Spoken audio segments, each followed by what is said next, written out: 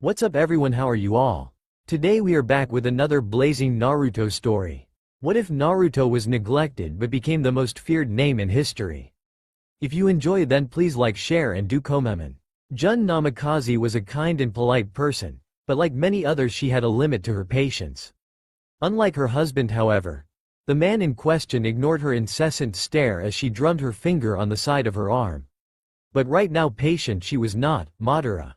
The man stopped as he had finished placing his gunbai on his back, his gloved fingers making his hair rustle. I told you already, nothing is going to stop me. I'm going to finish off Hashirama once and for all. He sat at the edge of the couch as he made sure the seals along his wrist were intact. He'd need all of his weapons at the ready in this fight. Fine, if you won't listen to me then I'm leaving you, I can't take this anymore. The blonde woman shouted as she placed her hands subconsciously against her flat stomach. I love you Madara, but if you cling to this hatred for Hashirama and the Senju then I really will leave. She was interrupted as Madara stood to face her. Then leave, he shouted as he pointed to the door, his words escaping his lips before he realized what he said. You've changed, and not for the better. Madara's eyes softened at the smallest of a fraction, but whatever love he felt for Jun was stamped out as hatred showed once more in his dark onyx eyes. Tears hanging at the edges of her eyes, she slowly made her way out of the house as she heard her lover one last time. He gave out an anguish-filled, frustrated yell as he punched through the wall next to him. The yellow cream plaster covering him and the floor as he pulled it free. Hashirama. I'm going to kill you, he growled out, his eyes blazing with the eternal Mangekyo Sharingan. With a sniffle and painful irony, the clouds of the night seemed to open up, hiding her tears to the world. Jun cried as she sat on the bench in the Leaf Village. She had been patient with her lover, and not for just this one single night, but many others as well. Each and every time it happened she'd always been able to get him to stop and breath. Not anymore, not since Izuna's passing that is. I just thought that he was strong enough that he wouldn't develop the same sickness. She wanted to, oh so badly, to tell him that she was carrying his son. But who would let their son be raised by a power-crazed man who would go to any lengths to see the creator of their village fall? Tonight was to give it one more shot, to try and get through to him. But it was like his eyes, supposedly the window to a person's soul, were merely clouded by hate and nothing more. She jolted in her spot as her thoughts had dulled her trained senses to the point her friend was able to grab her shoulder. Looking up, her friend's reassuring smile eased her spirit greatly. Thank you Senna. You're always there to help me. I used to hate you so much, it irritated me that you'd always insult my skills as a ninja, but as we grew up I couldn't stop thinking about you. You were the most beautiful woman I'd ever met, and you always will be. The minister nodded as Isaiah finished their exchanging of vows. Do you Isaiah Namikaze take Kurara Kazumi to be your wife? Will you love her, comfort her, honor and keep her, in sickness and in health, for richer, for poorer, for better or worse, in sadness and in joy, to cherish and continually bestow upon her your heart's deepest devotion, forsaking all others, keep yourself only unto her as long as you both shall live? Their longtime teammate Yasushi spoke as he stood before them. Isaiah smiled as he nodded, I will. Yasushi continued, do you Kurara Kazumi take Isaiah Namikaze to be your husband? Will you love him, comfort him, honor him and keep him, in sickness and in health, for richer, for poorer, for better, for worse, in sadness and in joy, to cherish and continually bestow upon him your heart's deepest devotion, forsaking all others, keep yourself only unto him as long as you both shall live? Kurara smiled as her blonde hair framed her face. I do. Isaiah continued to smile as he and his soon-to-be wife exchanged their rings. Yasushi then continued as he smiled, you may now kiss the bride. Isaiah's smile grew bigger as he kissed Kurara on the lips, sanctifying their marriage. He pulled back as he saw his bride smile with tears of joy. Kurara and Isaiah's friend Yasushi gave an unusual cheer as he hugged them, happy for them. When he pulled back Isaiah gave him a nod of thanks. Now if you don't mind we'll be going. His smile still shining brightly as he and Kurara left hand in hand. Isaiah looked up as he heard Kurara burst into his room, finding herself in his lap. Where's the fire? He asked.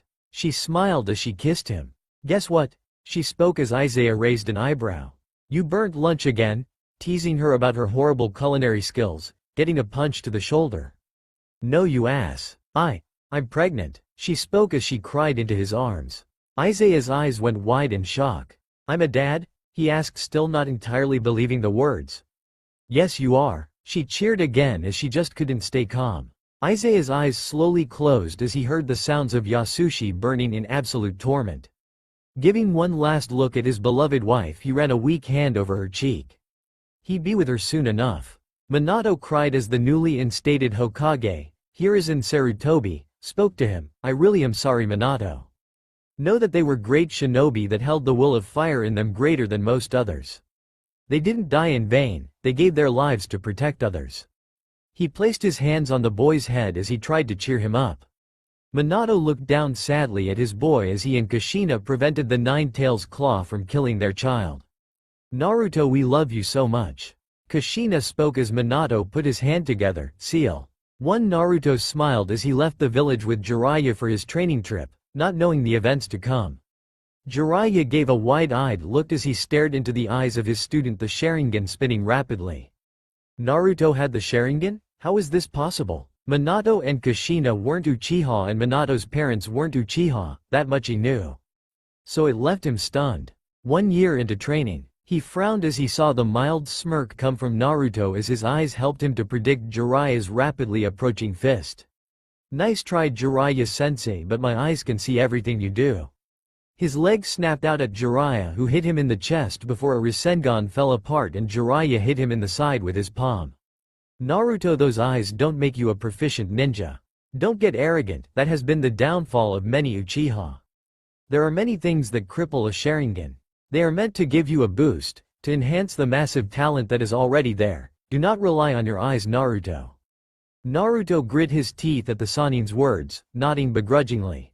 Yes, sensei. 2nd year of training. Naruto, I'm sorry, I have no choice but to seal your Sharingan. It unfortunately has done the same as I've seen in many others over the years. He raised his hand into a ram seal as he placed chakra into the seal on Naruto's forehead, the boy not resisting as he was out cold. The sealing was confirmed successful when the seal faded into the teen's skin. I'm sorry, it's for the best. You don't need it tainting your mind. I tried my best to guide you. But some things are beyond even me. Naruto frowned as he thought back to yesterday's events. He'd finally made his move. So long he'd wanted to know who his mom was, what she looked like, his move. He had gotten Jiraiya drunk enough to finally get the older man to tell him about his mother. He happened to have a picture of her while she was pregnant with him while she talked to Tsunade and Shizune. She was truly a beautiful woman. Her name was Kushina Uzumaki, the elegant Red Death of Konoha. Reaching success, he tried to push for more about his dad, but he will always quote, "Sorry brat, I ain't that drunk." He cursed as he left to brood, his reason for being her spent. He sat as he brushed a hand through his shoulder-length black-streaked blonde hair. He and Jiraiya had no idea why his hair was changing, but Jiraiya had speculated it had to do with the repression of his Sharingan, that something involving his chakra was physically affecting him. Somehow that was new thoughts coming to jutsu creation, a topic he had talked to Jiraiya many times about. With his training he had found that awakening his Sharingan, his affinity had somehow went from wind being strongest to it being the weakest. His abilities with the other natures had seemingly increased. He surmised that this meant he would be able to make his very first jutsu a lot easier if it was an earth style, and seeing as he wanted to honor his mother he would do so. He had heard from Jiraiya many earth-style jutsus focused on defense and brutal size. A jutsu that was used by many was the earth style, Golem Jutsu. It made a humanoid figure to defend or assault the user or the opponent. Since earth style was so easy to form for him, he decided that was the way to start. I guess I could make the golem look like her, I guess, he then smirked. Jiraiya stared in awe as the boy started to show him his first original jutsu. He watched in silence as he went through the jutsu. Mi, Tora, Ushi, Tatsu, Tora, Uma, Yu, Tori, I, Saru, Mi. When he interlaced his fingers he gave a roar as he used his first jutsu creation. Earth style. Lethal personification. His words then brought forth a slight tremor as a huge light brown hand came up from the earth, followed by a forearm and then an elbow. Soon enough the shoulder was followed by a beautiful face. Jiraiya immediately recognized it as Kushina, the detail astounding. When the jutsu was finished, the long-haired woman was visible from waist to head. Every detail made him stare in shock. Brat, that has got to be the most intricate jutsu I've ever seen for an Earth-style ninjutsu. Naruto smirked as he switched from Mi to Tora. That's not all, he then watched Jiraiya as he held a continued surprised look. The earthen Kushina threw her hand into the ground before pulling out a large earthen swords that actually looked combat-ready. She then dropped it as Naruto slipped into the I-hand sign before he did the seals for the fireball jutsu. She then put her own hands together as he went through some hand signs. Jiraiya though swore he heard her voice as he watched the lips move. Mi, Hitsuji, I, Saru, Uma, Tora. Fire style. Fireball jutsu. Jiraiya's eyes almost fell from his head as he watched a stream of flames launch from the mouth of the jutsu. Brat, how is this even possible? Naruto shrugged as he didn't care how it actually functioned as long as it did. That's not the only jutsu either, she can also use water style. Water wall. Brat, this is honestly one of the most advanced earth jutsus I've ever seen. I'd peg it at A rank. His words made Naruto frown slightly. Why not S rank? Jiraiya shook his head as he motioned with his hand. It can't move around, meaning it's a solid target. Its offensive capabilities are clearly astounding since it can channel ninjutsu, and the sword means close range damage. So A rank. Naruto growled as he ruffled his own hair in anger. Fine, then the next one I make will be an S rank for sure. Jiraiya nodded before he motioned the boy to dispel it. He nodded as he went back to the Hitsuji sign. The large figure sunk back into the ground as if it was never there, the only sign being the agitated patch of dirt. 2 weeks before the return to the leaf. Jiraiya stared in shock at the ground before him. Part of the forest was just removed by Naruto's second original jutsu. His apprentice smirked with arrogance and some reasonable confidence as he did it once more. He started the hand signs, confusing Jiraiya at first for they looked like the phoenix flower jutsu, Ne, Tora, Inu, Ushi, Yu, Tora. He wasn't surprised as the boy continued. Uma, Mi, Hitsuji, Tora, Saru, I, Uma, Tora. Jiraiya's mind noted the seals for Grand Fireball, but he smirked when the boy made one more. Fire style. Lunar Bloom Jutsu. The boy's mouth breathed out 6 small flames of fire before they tore through some more trees. It then smashed together as it made a large ball of fire that burned brightly. It then burst into a long geyser of flames, before becoming a large wall of fire destroying more lush trees. Well? He asked hopefully as he looked at his sensei. Jiraiya gave him a thumbs up. Just barely S rank, it not only can have a slight potential for defense because of that wall, but its offensive abilities are an absolute being as it attacks multiple enemies at one in the beginning and then in the end again if you are fighting a large group. I must say Naruto very good. The boy nodded before he sat down rubbing the back of his head with a big smile. His hair not had reached his mid-back and seemed more black than blonde. Return to the village. Azuma were called many things such as the eternal Chunin and the midday morons, for the fact they were always on gate duty, and of course today was no different. Dude, this is so lame. I'm sick of this. He hit his fist on top of the wooden counter in frustration. Ha, sucks for you. I have a date with Mahane after our shift is done. Kotetsu's smirk and words angering Azuma. Not cool, man, I told you I liked her. Kotetsu shook his head, wagging his finger. You should have asked her first. You know how we work. First move, first dibs. No complaints. Kotetsu merely laughed at his friend's plight as he became quiet at the sight of a long semi-blonde-haired teen. Hey, he was quieted as Lord Jiraiya stepped up with his and Naruto's entry papers. Naruto rubbed his whiskerless cheeks as he found nobody would recognize him, his hair being almost a different color as well as not having his scars as well as dark blue eyes made him a different person to the people of the Hidden Leaf. It felt refreshing to be left alone from the glares and scathing words of the lowlifes he called his fellow citizens. Village disgusts me, his thought of the village going sour. His thoughts turned to the Hokage monument, bringing a smile to his face as he saw Tsunade's face had been added. It's about time it was put up there. His attention was stolen as a little girl with purple eyes accidentally bumped into him. She gave a fearful apology to the intimidating teen. He shook his head as he lifted the girl up to her feet before he knelt before her. He rubbed her chin with the knuckle of his hand in a playful manner. And who are you? The girl smiled as took a prideful stance. I am Makina Izanami. She then frowned as she remembered something. But I was always told not to talk to strangers, and you're a stranger. So I shouldn't. Her words trailed off as Naruto grabbed her hand and placed it against his headband. This is the sign of me being a shinobi of the leaf. Or as some people call us, the good guys, so don't worry about me being a danger. He smiled before he remembered something. Hey, why aren't you with your mother or father? He noticed the abrupt personality change. Was she? I don't have a mom or dad anymore, they abandoned me at the orphanage, she said with a frown, not noticing the pronunciation fault, something an 8-year-old shouldn't have. At least not for this reason. Her expression of anger began to give way to sadness as she started crying. Naruto raised an eyebrow as he heard a loud voice call out to him. It quickly turned into a scowl. Naruto, what did you do to her? She yelled as she went to hit him on the head, only to gasp as the boy stopped her with his black-gloved hand with a crushing grip. She gave a shocked look at the boy as she saw him tilt his head in a menacing glare. Asterisk asterisk.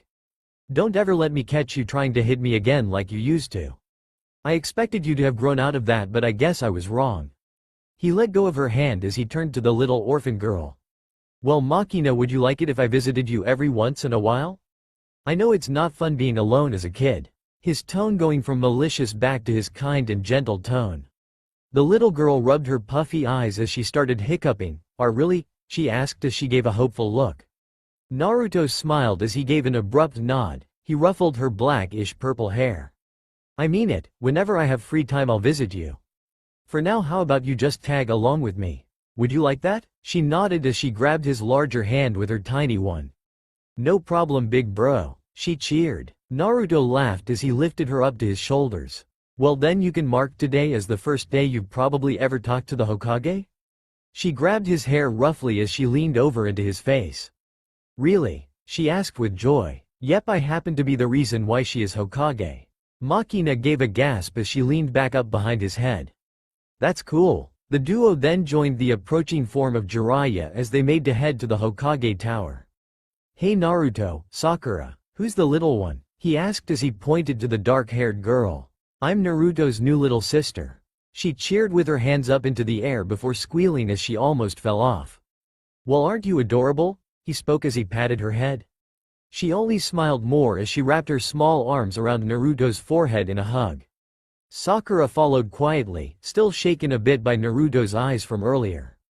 Naruto gave a small chuckle as he felt the little girl tugging lightly on his hair every once in a while. He found himself outside his second favorite place in the leaf, Ichiraku Ramen. He could smell it from his position and he could tell Makina could as well as he heard her stomach growl. Yo big bro, what's that smell? It smells so good. He smiled. This here Maki is the best ramen in the world. I've gone here since I was your ways had such good food and people. She pulled his hair hard. Then what are we waiting for? He chuckled at her exuberance. Alright, calm down. With a smile he knew he'd opened the young one's heart to the best food in the world. He bent at the knees slightly as he pushed aside the flaps and entered the little ramen stand. How may I, Naruto? Cried Ayame as she saw the teen boy before she leaned over and forced him into a bear hug. When she pulled back she took note of the little girl on his head. Well, who is this? She asked as Naruto placed said girl on the stool next to him. I'm Makina Izanami and I'm Naruto's new sister. Her hands in her now seemingly trademark motion of being in the air. Ayame giggled at the girl's response. Oh really? She asked the little girl. Naruto laughed as he bumped Makina's chin like before. Yeah, I guess she kind of grew on me. It's only been 15 or so minutes since I met her. These words made Ayame laugh. You sure it wasn't you having an impact on her? You always were one for making friends. She stopped laughing as she saw Naruto's slightly sad face. Not the kind of person I am anymore. A lot changed over the trip, Ayame. In fact, his words continued as he wrapped his arm around Makina's petite form. She's been the first person in a couple years to make me want to smile. His eyes landed on Ayame as Makina smiled brightly. Not to mention a very special brunette I know. Ayame giggled lightly before her look softened. Ayame frowned before shaking her head. You're still the same person as before either way. You'll never change enough that we won't recognize you. Your looks may differ, but you're still Naruto. Leaning over, she pushed up his headband and gave him a kiss on the forehead. Leaning back, she winked at him before Naruto saw Tucci enter. The two exchanged hellos as the small group got to get acquainted over some ramen and catching up.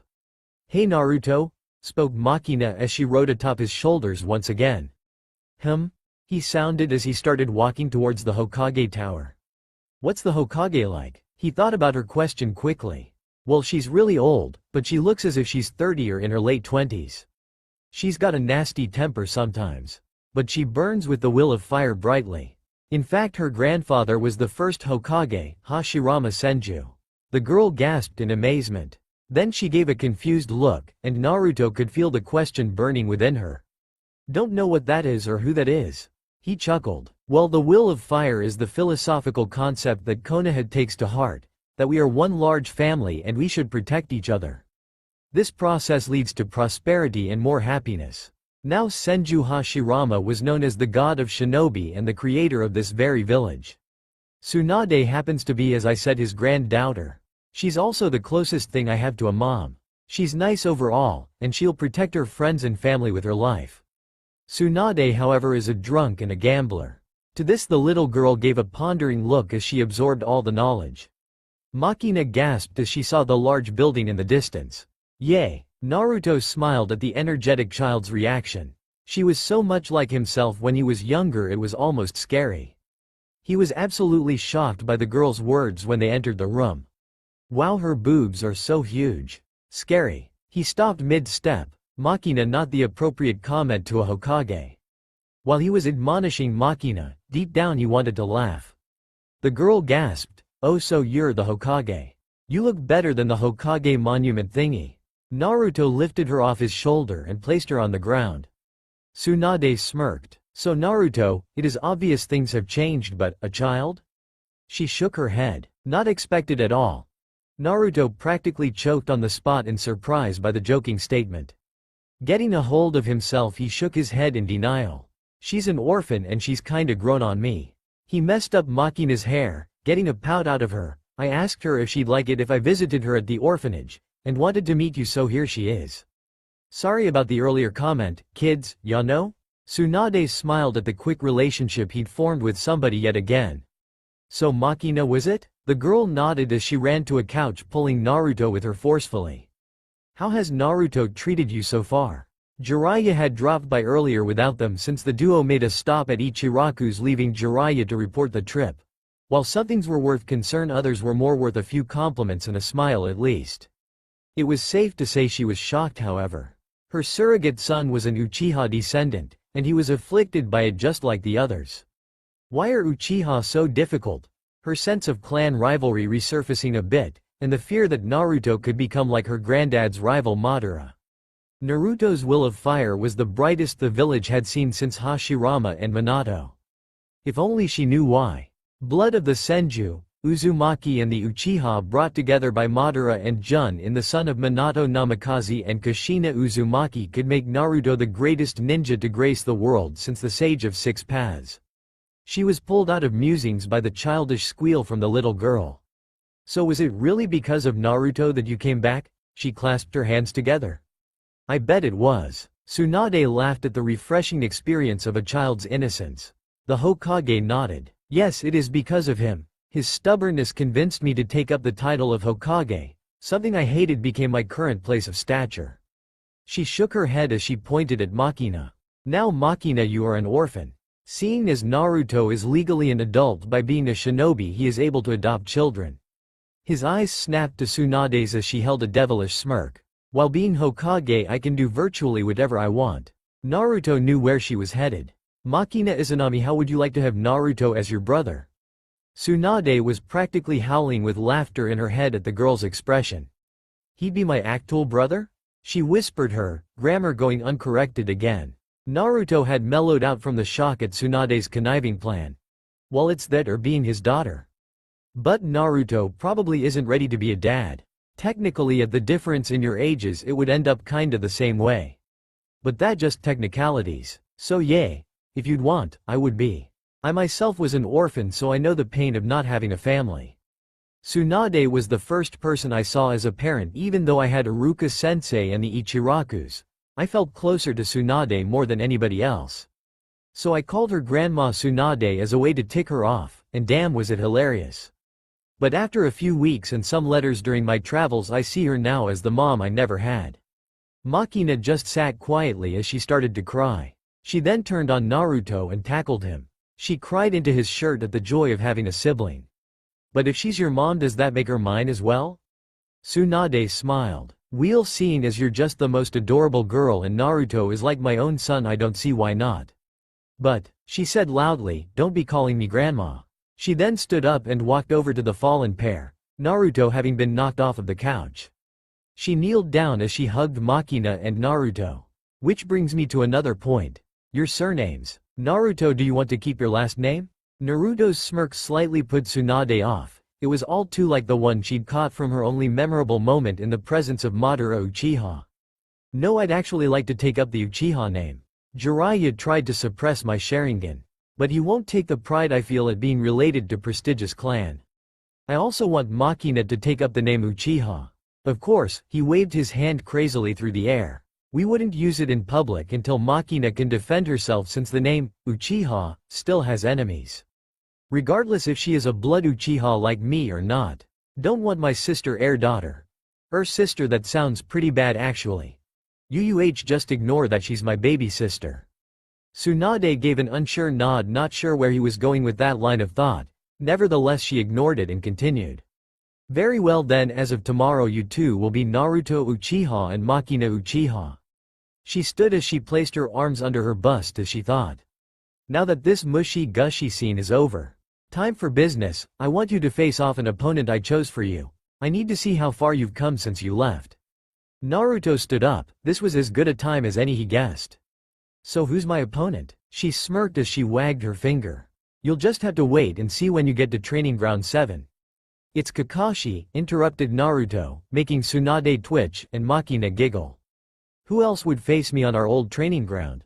Sakura? Please, I destroy her in a battle. Tsunade frowned at the arrogance. He really has changed, she thought. Kakashi would be a liar if he said he wasn't intrigued at Naruto's hair change and clothing choice. He looked just like a young Madara, except his armor was a deep purple like the Snake Chief Manda's skin and the underclothes were pitch black. That was a scary development. Jiraiya and Kakashi had a talk about the Akatsuki. After a while it had led to talking about Naruto's developments. The resemblance to Madara was scary. Every image of the man Naruto practically matched. Except for the lack of an ocean-sized ego and a superiority complex, as well as spouting about the Uchiha's greatness. He for once was afraid that a student would go down the wrong path. Yes, Kakashi Hitaki knew it was only a matter of time until Sasuke was going to betray the leaf. It was what led to him trying to train him in hopes of satiating the boy's hunger for power. It had the opposite effect, now that Naruto had fallen to the Sharingan's power. Something that seemed to reoccur in most Uchiha. The only noticeable exceptions being Mikoto, Shisui Uchiha, Itachi Uchiha, and rumors from long ago. Izuna Uchiha, Madara's own brother. He didn't want his student to turn into the last. Kakashi smiled at the blank face of his student as Tsunade walked beside him with a dark-haired girl on the Hokage's shoulders. When Naruto stopped, he faced Kakashi, assessing his sensei for the first time in 3 years. Tsunade came to a stop next to him, bumping his hip with her own. Good luck. The woman then leapt up to a tree branch before sitting down. The action making the impressionable girl cheer as she too sat down. I may not know Naruto very well, but I can feel his power sometimes. He doesn't express it all the time, but whenever I touch him I feel scared but safe at the same time. Tsunade looked at the girl as if she had 2 heads. The little girl caught the look. What? I have to be mature and headstrong, since I'm an orphan, well I guess. Her little face going from serious to happy. Tsunade nodded with a smile as she pulled the girl to her side in a hug as they watched the match. Naruto and Kakashi stood quietly. Makina became frustrated as they weren't moving. Why isn't anything happening? She complained. Tsunade shook her head to the negative. With the refinement of his chakra control he can use genjutsu, and with his Sharingan they were quite potent. He now can't use his eyes to full capacity, but the abilities are still there, just weakened. It's like they have already started a fierce battle. The only thing ending it is the other's abilities, and sadly it looks as if Naruto is losing. In fact, she was right. Naruto's eyes were starting to bleed as his genjutsus became more and more defensive until he snapped out with Kakashi, clutching his eye. His covered orb glared out at the S-rank Jonin. He pulled his blood-covered eye away as he used the summoning jutsu. Nocturnal Barrage. The teen lifted out his right and left hands with his palm up as a black orbs formed before a murder of crows and an unkindness of ravens burst out and barreled to the white-haired man. The Jonin reacted quickly as he used a mud wall, the birds embedding into the dirt before poofing out of the current realm. Just like Itachi, his abilities with crows and ravens is astounding, thought its origins are questionable.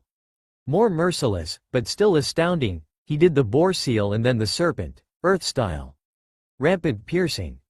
The earlier earth wall crumbled apart before it launched into multiple spikes aimed for Naruto's purple and black clothed form.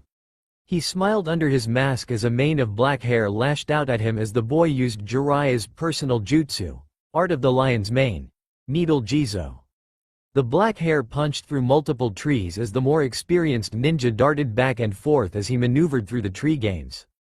Kakashi. He looked up as the boy sped through rapid seals he didn't recognize.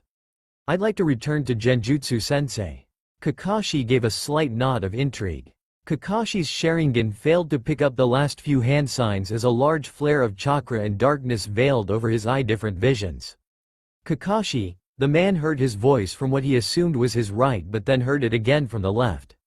You know these jutsu, don't you? Even if it's never been used by or against you. Kakashi gulped as the words were true. This is the great genjutsu of the legendary Hokage brothers Lord Hashirama and Lord Tobirama. He felt a fist impact his gut before he was kicked in the back of the knee, making him kneel before he was kicked in the face. Yes, this is the fabled bringer of darkness jutsu. Took me a lot of reading and hard work. But I figured it out, he may be a pervert but Jiraiya-sensei is a very good teacher. Naruto's malicious laugh echoed out through the darkness as his words trailed off. Kakashi noticed the ego rising in Naruto but he smirked behind his mask. True, but I can still smell and hear you. Clearly it needs some work but I'm sure you'll get it eventually, Naruto. His words dropped as he branched out with his right leg as he kicked Naruto. The black-haired boy leapt away as his jutsu was negated forcefully. He stood to take a breather as Kakashi nodded. That is truly impressive, Naruto. You are the first person to pull off the first and second's legendary genjutsu. But you got overconfident in your abilities, especially when they weren't yours to begin with. He put his hand in a familiar sign to Naruto. This is why, multiple puffs sounded. You're still just a genin. Techniques take time and effort to master. Naruto glared at the insulting clones as they echoed each other. HMPH, I'll show you what 3 years can do.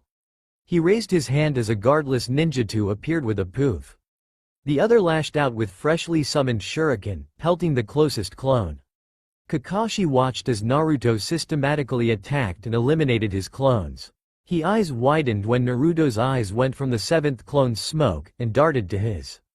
Hey Kakashi, how about I show you true terror? Naruto smirked as he finished a set of seals. Earth style. Lethal personification. A huge humanoid figure appeared before the features of a beautiful woman appeared. The figure glared at the form of Kakashi. He narrowed his eyes at who Naruto had modeled it after. He attempted to fight as he avoided the incoming fists, and the occasional sword thrust. When he thought he was far enough away he paused to evaluate the situation. He gasped as he watched the giant form finish a series of hand signs. He read the behemoth's lips as it spoke. Fire style. Lunar bloom. He jumped away and evaded the 6 spheres of fire as he evaded the jutsu. A simple phoenix fire won't get me, Naruto. The thoughts were killed as the balls slammed together into a large one that shrunk before expanding into a small explosion that turned into a furious flamethrower, creating a wall of blazing fire. Kakashi frowned at the jutsu's destructive powers. The Jonin leapt away, trying to get away to think over the battle further. Naruto ended his jutsu as he bid his mother farewell again. He then gave to follow the Jonin, but he was too fast, so he stopped before he resealed his blade from earlier. He walked through the forest as he extended his sense with enhanced chakra. He kept walking as he felt Tsunade and his new little sister off in the distance. There was something about his little machina that made him smile. Family, he finally had one. Naruto stopped as he felt Kakashi leaning against a tree ahead. He smiled and disappeared as he ran silently at the tree. Kakashi had always prided himself slightly on his hearing capabilities. That's why when Naruto's black-gloved fist shattered through the tree he gave a wide-eyed look as he leapt away from the attack. The black hair of Naruto swished about as Kakashi blocked hard and rapid attacks. He gave a painful gasp as he felt Naruto's kick slip under his guard and smash his ribs. How is his skill level so much better? It's like he is a different person. His thoughts were silenced as he found a kunai slicing through the air for his neck. With his right hand occupied by Naruto's left fist and his left hand holding back a kick, he couldn't stop it. It was simply too quick. But the blade never hit as it stopped upon skin contact. I win. Kakashi gave a disappointed grunt as he left the field. His whole reason for being here spent. Very good spar, Naruto. I'll see you around. With that he grabbed his book from his pocket and vanished. Naruto turned as he heard a squeal of joy. He turned as he felt a soft thud against his battle armor. He wrapped her up in a hug. You were so cool. He smiled at the easily excited child. What was that giant thing? It looked so pretty and real. He smiled as he bumped her chin again. It's how I honor my mom. He shook his head of the coming thoughts of sadness. He had a little family of his own and he had a mom now, but some things could never be replaced or repaired. Really? Your mom was so pretty. He smiled at the little girl. He caught Tsunade's approaching form. So, Mom, how did I do? He asked with an uncertain voice as he wasn't sure if it was an appropriate title yet. He gave a quiet breath of relief as the busty woman smiled, patting his cheek. You were very good, in all areas that you showed. You were smart, and became aggressive as to not let Kakashi get a chance to analyze your fresh abilities. His greatest strength was turned against him when you did that. But, Naruto's expression drooped a bit. But, you need to show restraint. You rushing in seems to be something that stuck even through all your changes. She leaned down as she wrapped her arms around him. And I'm so happy it didn't, you wouldn't be the same without it. Just promise me and little Maki that you'll at least be a bit more patient? He nodded as he looked at the two. I have a family finally. A mother and a sister, I'm never going to die now. He said with a smile. Few weeks later, Naruto had lost all of the blonde in his hair save a few minor strands, and it now reached his tailbone. With his scars gone, people rarely recognized, but the ones that did gave him burning glares. Whenever he would walk with Makina around the village to get her better familiarized with it, he'd hear whispers. Look, that demons possessed the little girl. I feel so sorry for her. Hey, I even heard that the Hokage's under his control. No way. We're gonna die if that bastard keeps living. He was getting sick of it. He should have remembered how they treated him more clearly. Because of his short-sightedness, Makina was being glared and pitied. Plus the girl was starting to pick up on it too. Hey, Maki. Just ignore the looks, he said as he looked up at the girl on his shoulders. She nodded with a raised eyebrow, but she could feel the emotion hidden under the words. Okay bro. He smiled as he walked to Tsunade's house. Over the time between his return and now he had been offered to move into her house, being that his own was dramatically vandalized. Something he had expected to have happen. He was surprised though when she offered her home to them. Her only comment being, it's the way a family should be. He frowned as he opened the door. It wasn't the only thing to happen. Gaara's tailed beast was removed, and Lady Chiyo had sacrificed herself to revive Gaara. They had in turn killed Sasori. Sakura had gotten some info from the man about Orochimaru and Sasuke. They would be going in a few days to the Tenchi Bridge. He was going to train Makina as much as he could before he left. He didn't want anybody attack her while she was at the house alone. While Tsunade would be around frequently, she couldn't always watch Makina, so he'd make sure she was safe before he left. Road to Tenchi Bridge. Naruto held a perma-frown as he walked with Sakura, Sai and Kakashi's substitute Captain Yamato. He was getting bored, and he found that after the second year of having the Sharingan, nothing satisfied him more when he got bored than a good fight to prove his skills were better. He however found his thoughts diverted to something else. He was still trying to understand how to make his first lightning-style jutsu stabilize. He wanted a jutsu that would shoot around quickly and kill anything that was in his sights. Anything he saw the electricity would kill it or destroy it if he willed it. But so far the jutsu would fizzle out and stop working upon the start. Sai tried to engage in conversation with him again, but he ignored him, settling for walking with his arms crossed over his armor. Sakura had remained quiet for most of the traveling, but would talk to Sai every once in a while. He was starting to act a bit more human, but it could easily be fake interaction. He stopped when Yamato called out, "We'll make camp here for tonight." Naruto held his leader with an annoyed look as he used more wood-style jutsu to make a house. When it was complete, Naruto grabbed the highest floor for himself. He sat with his back against the wall with his arms crossed as he thought. Flashback. Wrong, Naruto said as Makina failed to hold the leaves to her arms. Do it again. His words rough and brutal, his voice foregoing its gentle tone. It was that of a teacher now, drilling into her the techniques she'd need to survive from any vigilante villagers trying to save her from his influences. I'm trying, she yelled at him, his reaction though scared her. You're not trying enough. Naruto snapped, but stopped as he saw Makina run away crying at his words. The long-haired boy slumped to his rear as he gave a frustrated grunt. He shuffled his hands through his hair with the movement. He sighed as he went to find the young girl. He stood up before he formed the half-ram sign, focusing his chakra as he sensed for the crying girl. He had always denied it when Jiraiya mentioned it, but being a sensor was actually useful for once. He smiled lightly as he leapt to the trees when he found she wasn't too far away. Naruto walked slowly as he approached the tree Makina was in. Her initial reaction was to yell at him to leave her alone, but he ignored her and simply sat next to her on the branch with his arm pulling her into a hug. He looked up through the leaves and branches as the sun started to fall through the horizon. Look Makina, I'm sorry for yelling. I just don't want you to be defenseless when I leave the village. You can't protect yourself like Mom can. I just want you to be ready. She looked up to him as she nodded. I'm sorry I can't learn what you need me to as fast as you'd like. She raised an eyebrow as she heard Naruto laugh lightly. Actually, you're learning the leaf exercise quicker than I am. He looked down only to narrow his eyes at his sister as she stuck out her tongue at him. Makina punched him in the shoulder. Then don't yell at me to do better when I'm already better than you. He growled as he stood on the tree branch. Better than me? You think you are better than me? He asked out loud. She smirked with a nod.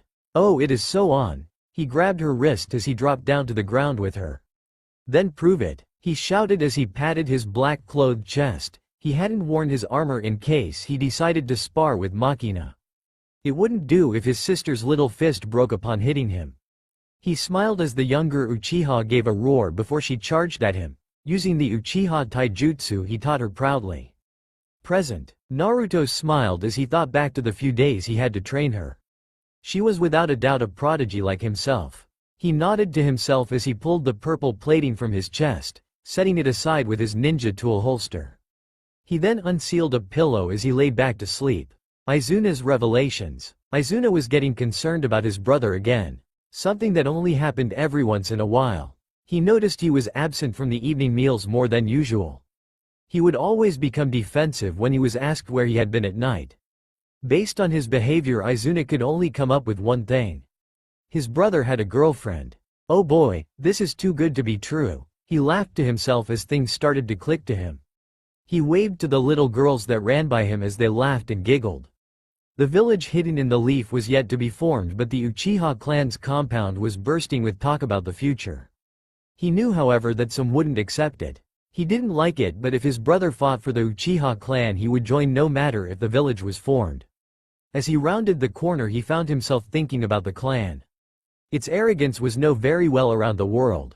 It could very easily fall prey to ideas of a coup in the future. He needed to find a way to ensure that some of the clan's bloodline would be traced to Madara if he knew his brother's prideful ways. His brother would end up with a son or daughter. Then there was the hatred he had for Hashirama. He would probably lose that child and its mother by picking his hatred over the love of a woman. Izuna sighed as he rubbed his hair. He needed to talk to Hashirama. He placed his right hand into the pocket of his black pants as he walked past the compound gates. The young man soon found himself outside of the residence of the Senju brothers. He knocked, only for the door to be opened by a girl of the name of Toka. What do you want, Uchiha? She spoke with venom. He smiled as he raised his arms to the side in a hugging gesture. I'm hurt, Toka. Can't we get past that little night? The girl frowned as she ignored his plea. Said Uchiha had accidentally saw her naked by a secret waterfall she had used to bathe. She was still angry at the prodigy. Izuna dropped his arms as he got serious. I'm here to talk with Hashirama, it's about Madara. The girl scoffed at the mention of the man. Fine, come in. Present, morning, Naruto. Naruto awoke to the irritating voice of Sakura. He had a pleasant dream of killing said woman over and over again in multiple excruciating ways. Why hasn't anyone killed this bitch yet? He pondered as he went to grab his armor. That's right, we are here to find Sasuke, of course we'll be in a hurry. He looked up at the leaving form of Sakura, stupid fucking fangirl. He spoke with a huff as he stood, patting his hands together. He held his blank face as he watched Yamato's house retreat into the ground, before turning and walking down the trail with Sai in the lead. The Uchiha's thoughts for the first time in 2 years were about the traitor. I don't care about the bastard anymore, but now that I'm an Uchiha it's my job to clean up the family trash. He looked up as a bird flew above. Yamato gave the boy a look as he watched Naruto make the shadow clone seal. He smiled as he watched the boy give commands. Well, using the clones as a way to train while traveling, and being recon at the same time. He's sure to impress, Kakashi. Sakura for once was quiet, her thoughts on the coming encounter. Finally Sasuke will be back with us and we'll be a team again. 3 hours later, Sai looked at the boy walking beside him with curiosity as he went from frowning indefinitely to smirking. He shook his head as he ignored the weird boy. Yamato signaled the three to halt as he saw the bridge off into the distance.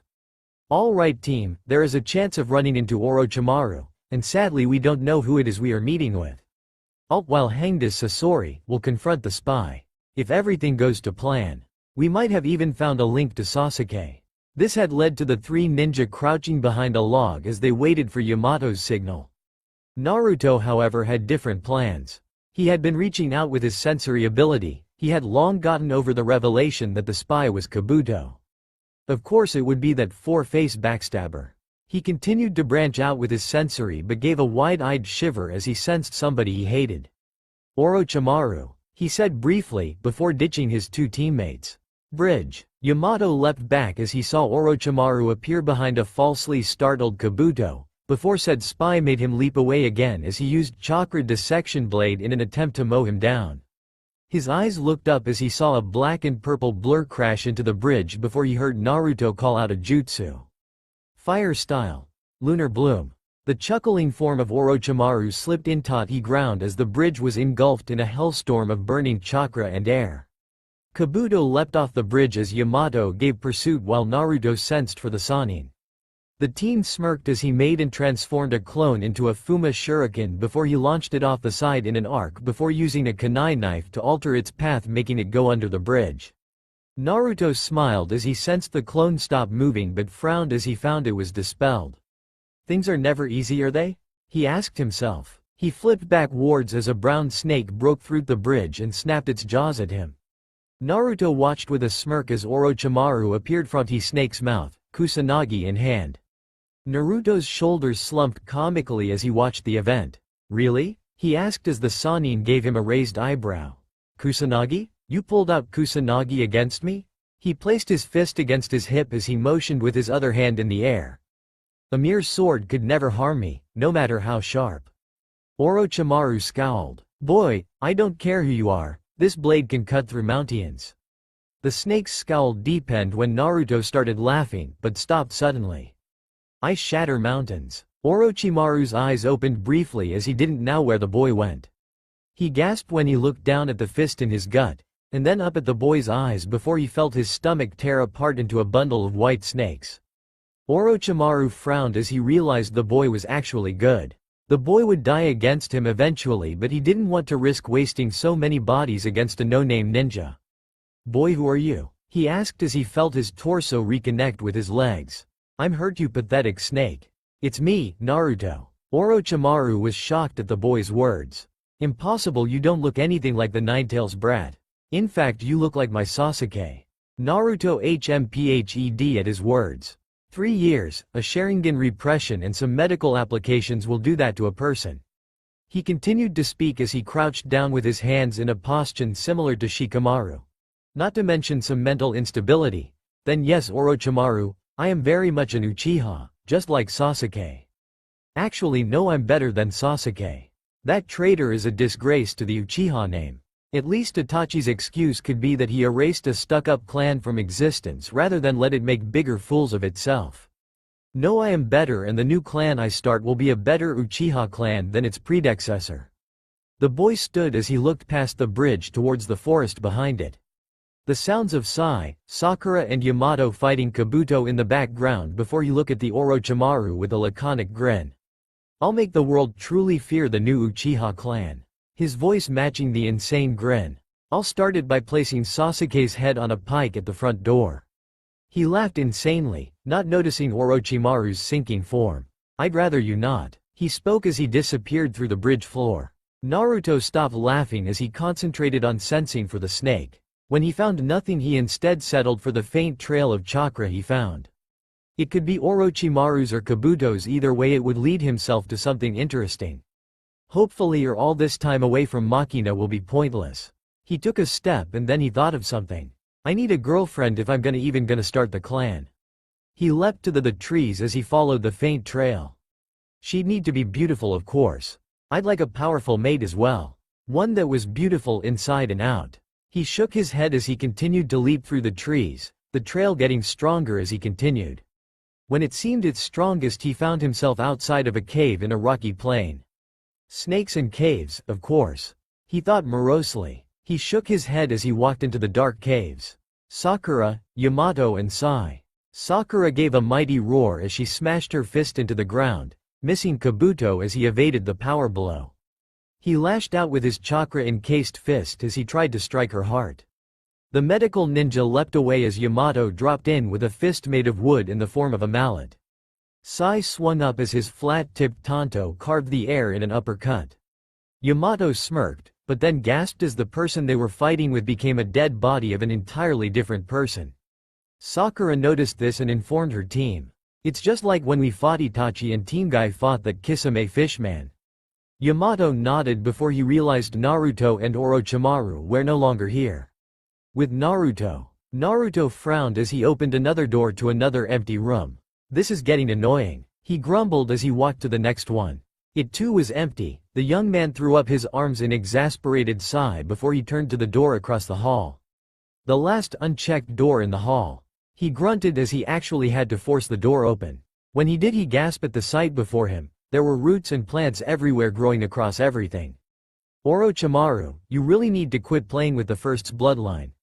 He approached the body on the first table. He felt for a pulse but stopped when he realized there was vegetation growing from the girl's eye sockets and her mouth. He frowned as he knelt to the moss-covered floor. He placed his hands together as he prayed for the girl's soul. Praying for an innocent death was something he had developed in the second year when he and Jiraiya had came across a small group of bandits who had killed a small defenseless family. Jiraiya had suggested praying for them would help the boy with the scene. Since then he had done it whenever he came across a pointless victim. He stood as he finished, heading to the next table. The victim's cause of death was a small tree growing from the experiment's chest, having lost control of the Kekkei Genkai. He knelt as he prayed for the young man. Naruto was expecting the last table to carry another dead patient, but he was surprised when he found the girl was fine. Or rather, she didn't die with any abnormal mutations. He sighed as he reached out to confirm her death.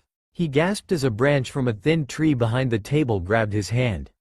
He looked at it as it stopped when he pulled his hand back, but when he neared the girl with his hand again it did the same. Well, that concludes she's alive, he thought as he chopped the tree down with his guardless ninjutsu. He then turned back to the red-haired girl. He summoned 2 clones and a toad named Gamashiro. He lifted the woman up as he placed a decay seal on the 2 clones and the girl's forehead. He again was shown the brilliance of seals. This seal would kill and rapidly age to death any plant life that came within 5 feet of the girl or the clones. Yo Gamashiro, I want you to tell Tsunade that I want this girl isolated and the seal renewed every 20 minutes. While it will last for at least 2 days, I don't want to risk any chances. Tell her I'll answer any questions she has when I return. The medium-sized toad nodded. Also be careful on the way out. Follow the halls with all the doors open until you find the exit. The toad nodded as he and the clones left. He made 3 clones as he turned to the door. He nodded as each clone sat at a wall with the ram sign. Sealing art. Suffocating vacuum. Naruto launched a basic fireball jutsu into the room, lighting the vegetation ablaze. When he noted everything was on fire, he raised the snake sign as he called out, "Seal." The fire died out in a blast as everything in the room exploded silently in the vacuum before a small gust of wind rushed to fill the room. When everything was cleared out, he moved on to the next hall. This one looked longer. He sighed as he opened the first one, empty. Naruto in the next hall. Naruto sighed as he opened the 22nd door on the left. As the other doors were empty, he was surprised when he found the shape of a woman lying on a bed. He approached slowly. When he stood next, he nudged her with the handle of his blade. "Sasuke, if you're disturbing my sleep, I'm going to wring your neck." Naruto's eyes widened as he took a step back. "You," he growled as the girl completely woke up. The girl brushed aside her champagne pink hair. "Oh, it's you. I barely recognize your face. What happened to you? You look like Sasuke," she commented as she pulled her bandaged legs over the edge of the bed. Naruto frowned. "How are you alive? You should be dead." The girl frowned as she looked down. "Some sound ninja that were assigned as cleanup found me barely alive. I'm simply alive in case Orochimaru needs a body. I am useless now since my legs are paralyzed. Damn sand bitch," she finished with a cursing whisper. Naruto shuffled his hair again. His personal little quirk when things got annoying. "You seem about my age," he whispered. "I'm probably gonna regret this, but," he shuffled his hair again, "if you don't cause any trouble, I guess well, you could live with my sister, mom and I." He crossed his arms as he leaned against the right side wall. "Regardless of how rude you can be, I can tell you are an orphan too. That's why you work for Orochimaru. You have no family." He frowned as he looked down. "Like me and like Maki," he looked back up with a small smile. "Or at least we used to, and I'm sure mom would accept you all the same." Yuya looked at him like he had two heads before her face became that of one of anger. "What makes you think you know so much about me, huh?" she shouted as she went to stand, but with her crippleness being forgotten, she fell forward only for Naruto to catch her with his arm. He leaned her back against the bed's edge. "I know those eyes all too well. Makina had them, I had them, Gaara had them. You have that look, and I hate it. Nobody should have to go without a family." He placed his hand on her head as she pouted a bit at the annoyance of her hair. Naruto smiled. "Family is family. It doesn't matter if you are blood or if you adopted." The girl looked down as she felt something drip onto her hand. Her eyes clenched shut as she felt tears of joy. This boy, who barely knew her, was offering her a chance at family. Something she wanted for the longest time. She grabbed him in a hug as she cried into his shoulder. "Yes, if it means I'll get a family, then yes," she sobbed. He smiled as he lifted her up bridal style. He ran down the hall as he followed Yuya's directions. He became serious as Yuya pointed to the door. He placed her next to the door as he pushed it open. "Whoever it is, if you don't want to die, then leave." Naruto narrowed his eyes at the boy's laying form. "Still think you're better than everyone, it seems," spoke Naruto as he ran his hand through his hair. Sasuke sat up as he came to rest his blazing Sharingan on Naruto. "Who are you?" he spoke as his eyes spun. "With Sakura." Sakura gave a frantic look as she heard a loud explosion off in the distance of the base. She and Yamato quit checking out the burnt room as they continued further into the base. Back with Naruto and Sasuke. Sasuke glared at the teen before him. "This was Naruto? Please, you're not the Dobi. That loser would be yelling about bonds and being best friends." Naruto shook his head. Sasuke was really stupid in Naruto's mind. "You are pathetic. I'll tell you why I look different, you bastard. It's because I am an Uchiha. I am stronger than you and I don't even need the Sharingan." Sasuke's eyes burned with anger at the teen's words. He went to open his mouth but was stopped when Naruto released killing intent in the form of his glare. "Don't you dare speak about the Uchiha as if they are the greatest thing in the world. You have no right. You betrayed the village. Even the great Madara Uchiha died fighting for what he thought was the betterment of the village in his battle with Hashirama Senju." He held his glare as the Uchiha pulled out his blade, before he reappeared next to him. Yuya gasped as she watched Naruto stop it without looking, his hand pinching the blade flat in between his fingers and the bad of his thumb. He let his head fall to the side as he looked into Sasuke's red eyes. "I've outclassed you, Sasuke Uchiha. In every way, both ability and blood."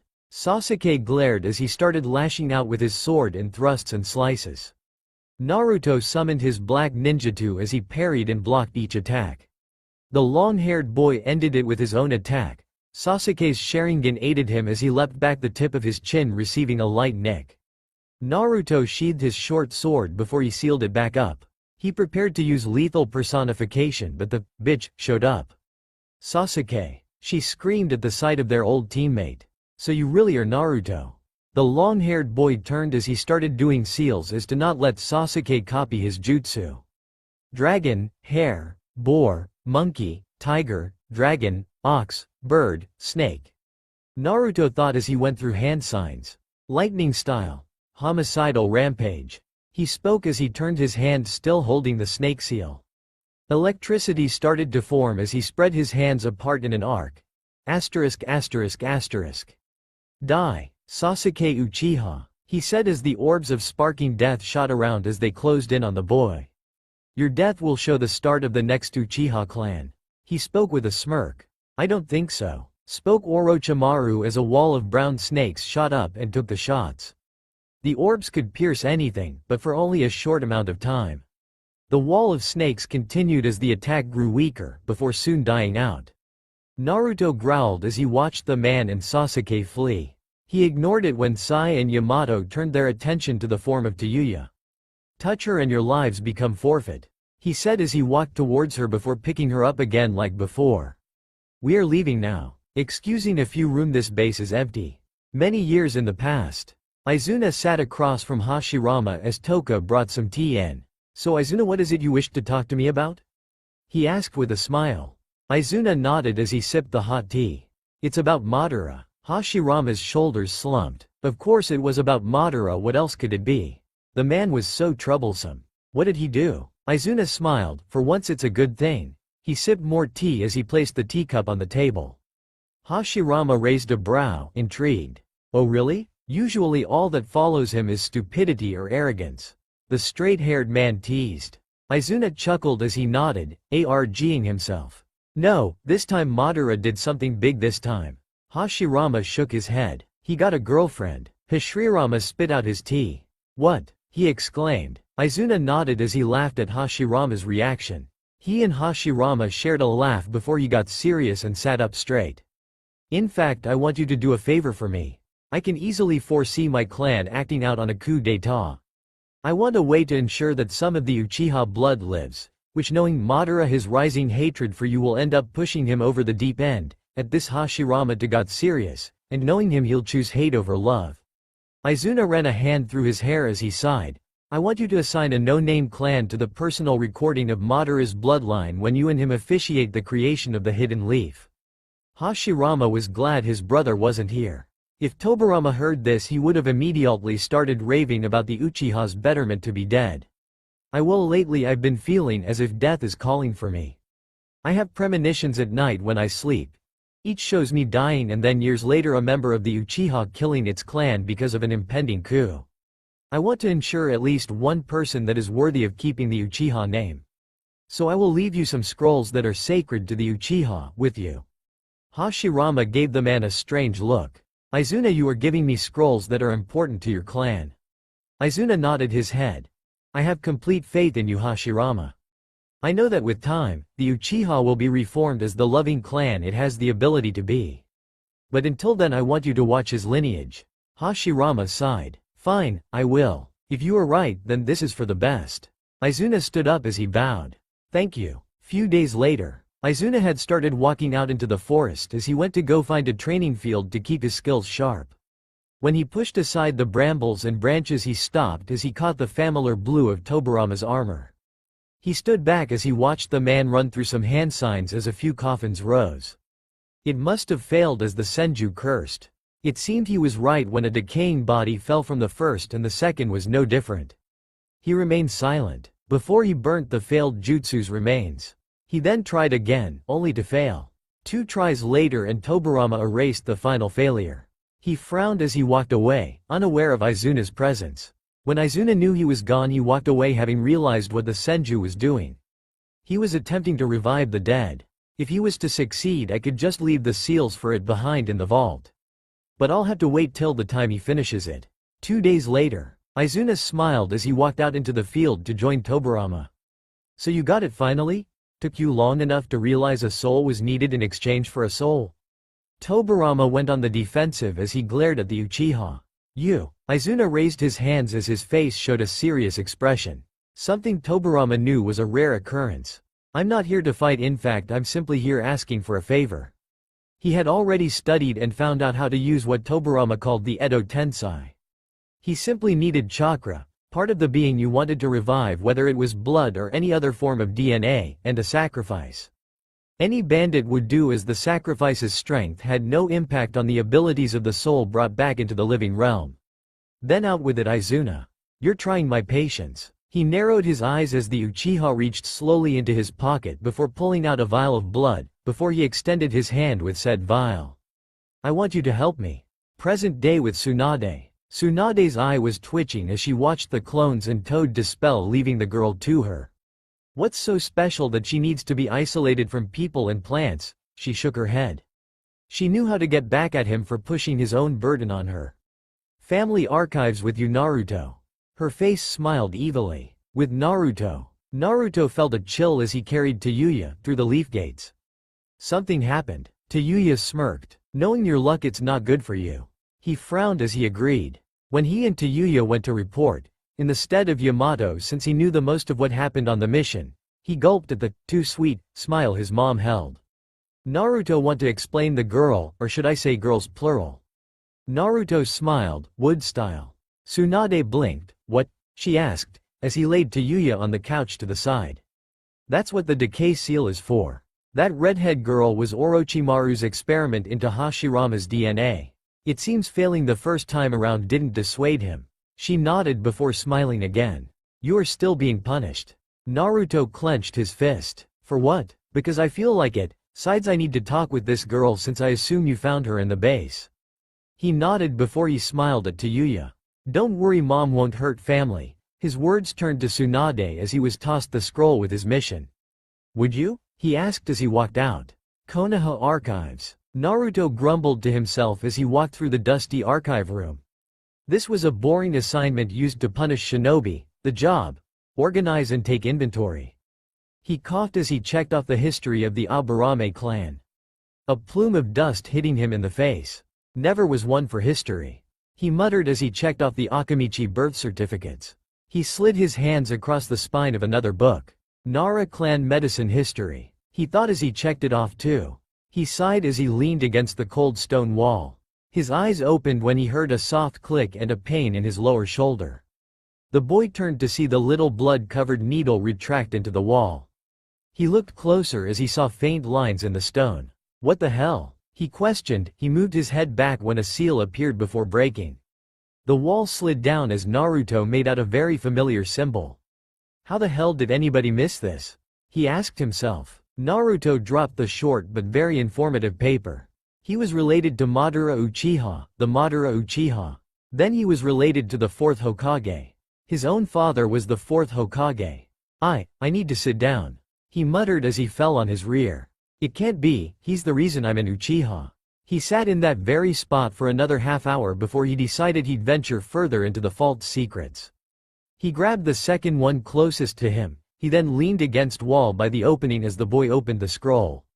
I am Izuna Uchiha, brother of. He spoke as he read.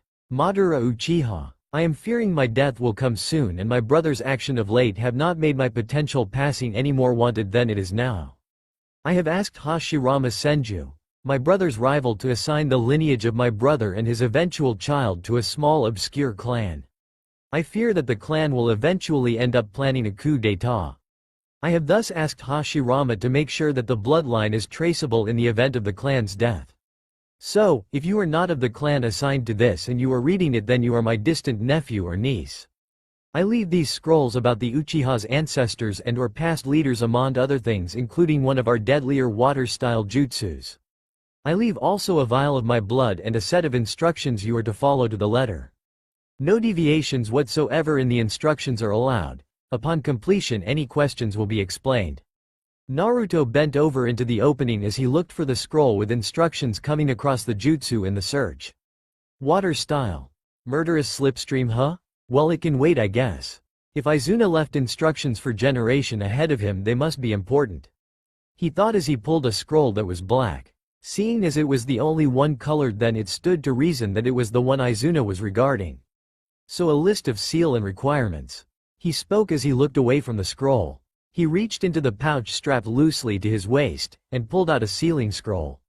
After sealing it all up, he picked it up as he left a clone to do inventory. As he closed the door, he chuckled at the vulgar comments the clone gave him.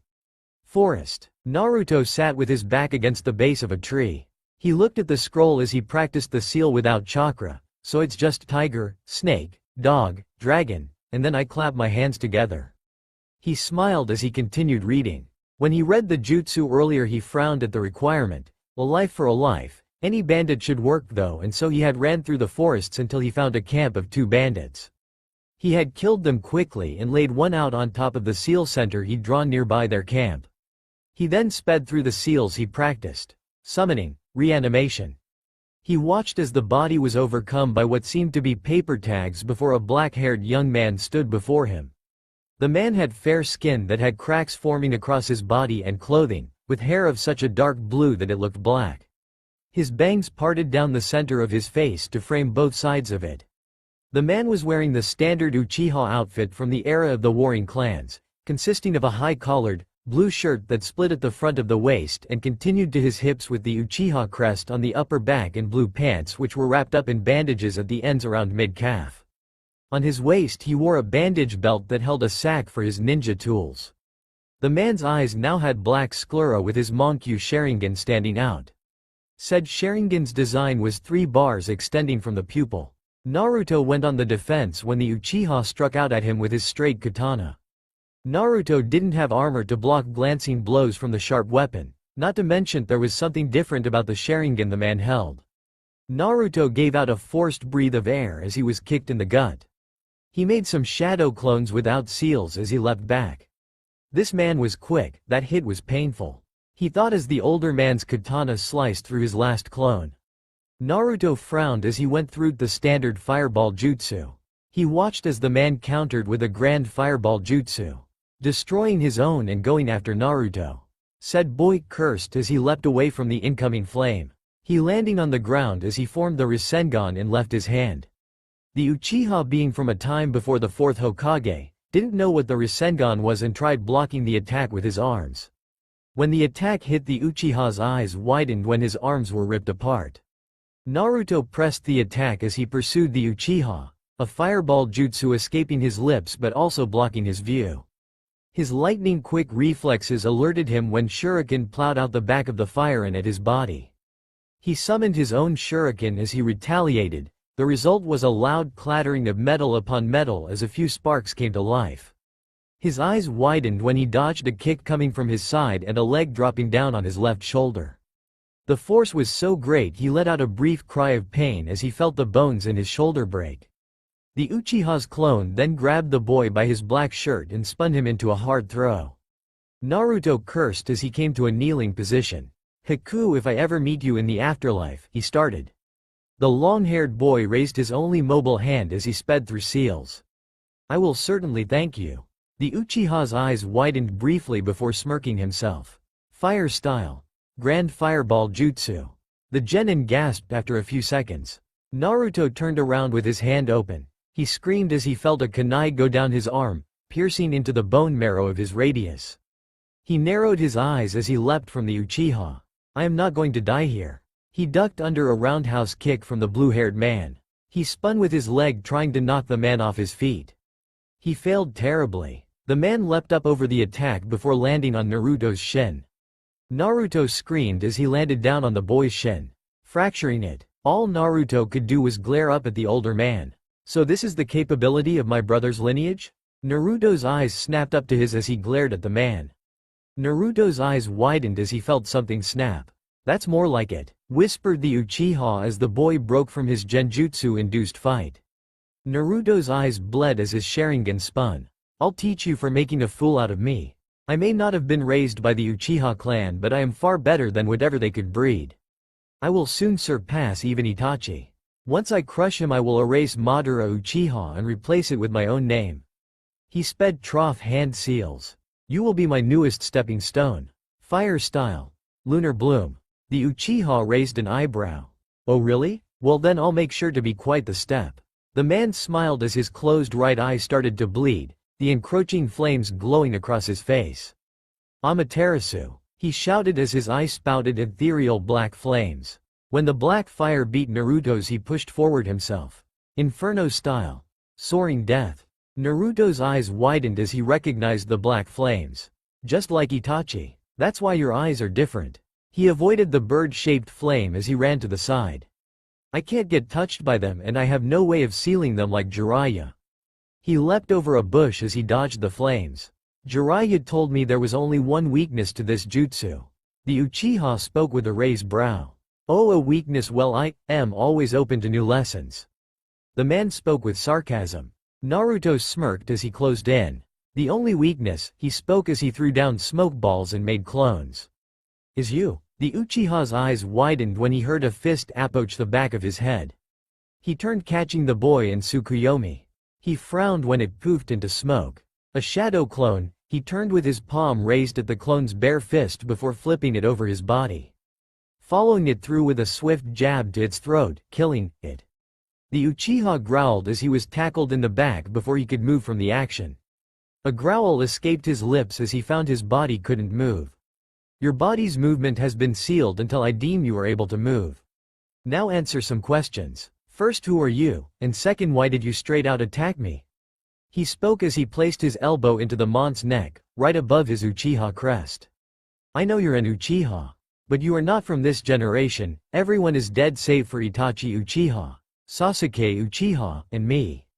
So speak. I was merely challenging my brother's lineage. It is only possible for the descendant of his blood to be able to access the secret vault I set in place. I long ago asked Hashirama to follow my brother's bloodline. I knew if I died that my brother would come to leave behind the love he had formed with the woman he decided to love. In that he would give up the child I knew would end up being born without his knowledge. With my eyes I was able to see your own were sealed, so I put you in a life or death situation to break it, which while a major gambled it worked out in the end. He sighed into the ground. Naruto raised an eyebrow at the revelation. Then the man nodded into the ground. I am Izuna Uchiha, the reason you summoned me, and the reason you know of your lineage. Naruto sat back as the seal disappeared from his palm, allowing the man to sit up. That also means I am your great-grand-uncle. He smiled at the boy's face. Well, Naruto didn't know what to say. I must say it does sadden me though that the clan is all but gone.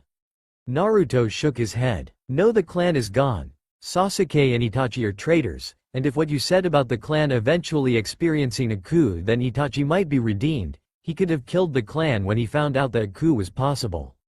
Besides, I don't really want to kill Weasel. He protected me in my youth and was one of the closest things I had to a brother. Izuna nodded as he leaned back on his palms. Well then I guess stories are in order, but first. He started before his fingers became laced with chakra. Naruto watched as he made a small seal. He then formed the half-ram sign. Naruto's eyes widened a bit as he watched the cracks on the man's body disappear. What did you just do? Naruto asked. Izuna smiled. I helped with the finishing of this jutsu. Me and Tobirama Senju decided that if we were to die we would need a way to counter reanimation in case somebody learned it. It keeps us alive after removing the summoning contract formed by the jutsu on the soul of the resurrected, while retaining life and essentially unlimited chakra. Naruto gasped at the information. Well then, when we are done with our catching up then I need to do something. 3 hours later, Izuna frowned at how the village had turned out. Did they not know the difference between a scroll and the kunai sealed inside? He shook his head at the ignorance. Well, if that is all then I must do something. As I said much earlier. The young man took out a kunai and nicked Naruto's hand. Don't worry, I'm just gonna use reanimation. He frowned. Sadly, I can't bring back my brother without any DNA from him. The jutsu only targets the X chromosome in the genetics of the DNA used if it is a descendant. Only your mom, your grandma and your great-grandma. I don't know either of them, so they will be quite the surprise. You however have read the lineage, so you at least know their names. He smiled with closed eye as he joked, let's hope they don't attack you straight from the start. Naruto rolled his eyes as he watched his uncle use the space-time ninjutsu. Summoning. Reanimation. He spoke as he consumed the last bandit's body. Naruto waited as the body slowly formed a thin and lithe woman. It's. Izuna looked at his nephew's face. You recognize her? Naruto nodded as he stepped closer, his hand reaching out to her. It's my mother, he whispered. His eyes started to water as he watched her eyes snap open. What? Where am I? She spoke. Her eyes then finally noticed the two men before her. Who are you? She asked as she went on the defensive. The older one spoke first. Mom? He asked as if the sight of her would simply wisp away in trail of smoke. Mother? I'm not sure who you are, but my child was a blonde and he was born with scars in the shape of whiskers. She narrowed her eyes when the boy started to smile. Then you really are my mom. He spoke. I went through medical alteration to erase the scars. I have black hair because I am an Uchiha. I am related to the great Madara Uchiha, and Minato Namikaze was his grandson. She opened her eyes wide at his statement. I am Naruto Uzumaki Uchiha. I will someday create a new Uchiha clan, one that the world will fear and admire. It will be a clan of love and limitless power. No more hatred. I will never allow our clan to even consider a coup. The village comes first, but I don't believe this village is ever going to be redeemed. Only a few things compel me to remain here. He smiled as Kushina hugged him. Even if you've changed, you will always be my son, and I love you, Naruto. She spoke softly into his ear. He returned the hug as she started to fall apart into slips of paper. His eyes widened. Izuna? What's going on? The man frowned. When a reincarnated soul experiences pure emotions, and becomes complete, they ascend and fall apart. They can be revived once more after this, but it will only be able to ascend once more the time after that. Well, that is it. The soul can't handle it anymore. Naruto nodded as his mother's smile held on her face as she fell apart. The only part still remaining was her hand holding his before it too fell apart into paper. Izuna smiled before he turned. I'll go find some lowlifes to use. Naruto just nodded while he sat back down staring at his hand. He was so focused on remembering the feeling of her hand against his. I'm probably trying to make up for lost moments since she never walked me around the village holding my hand like I see other children. He was so caught up that he didn't realize how long Izuna had taken when the man appeared with some clones carrying a total of 9 bandits, including 2 missing ninja. Naruto nodded as he watched Izuna perform the seals again. He face-palmed as the beautiful face of Kushina appeared once again. He activated his Sharingan as to permanently memorize her face. The redhead giggled as she reappeared. Still me, honey. Naruto smiled but then frowned. Hey Izuna, if we simply summon her then we can still do it more than once, right? Izuna nodded, understanding the boy's potential fear.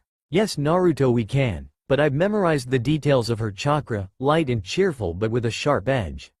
I'll simply focus on other pulling chakras. He ran through the hand seals as Kushina fell to pieces again, an annoyed look marring her face. This feels so weird, she spoke as she disappeared. Naruto then waited patiently as he watched one of the bandits turn into paper slips before the form of a girl appeared, leading to a busty blonde-haired kunoichi wearing the standard Jonin attire. What? Goin', on.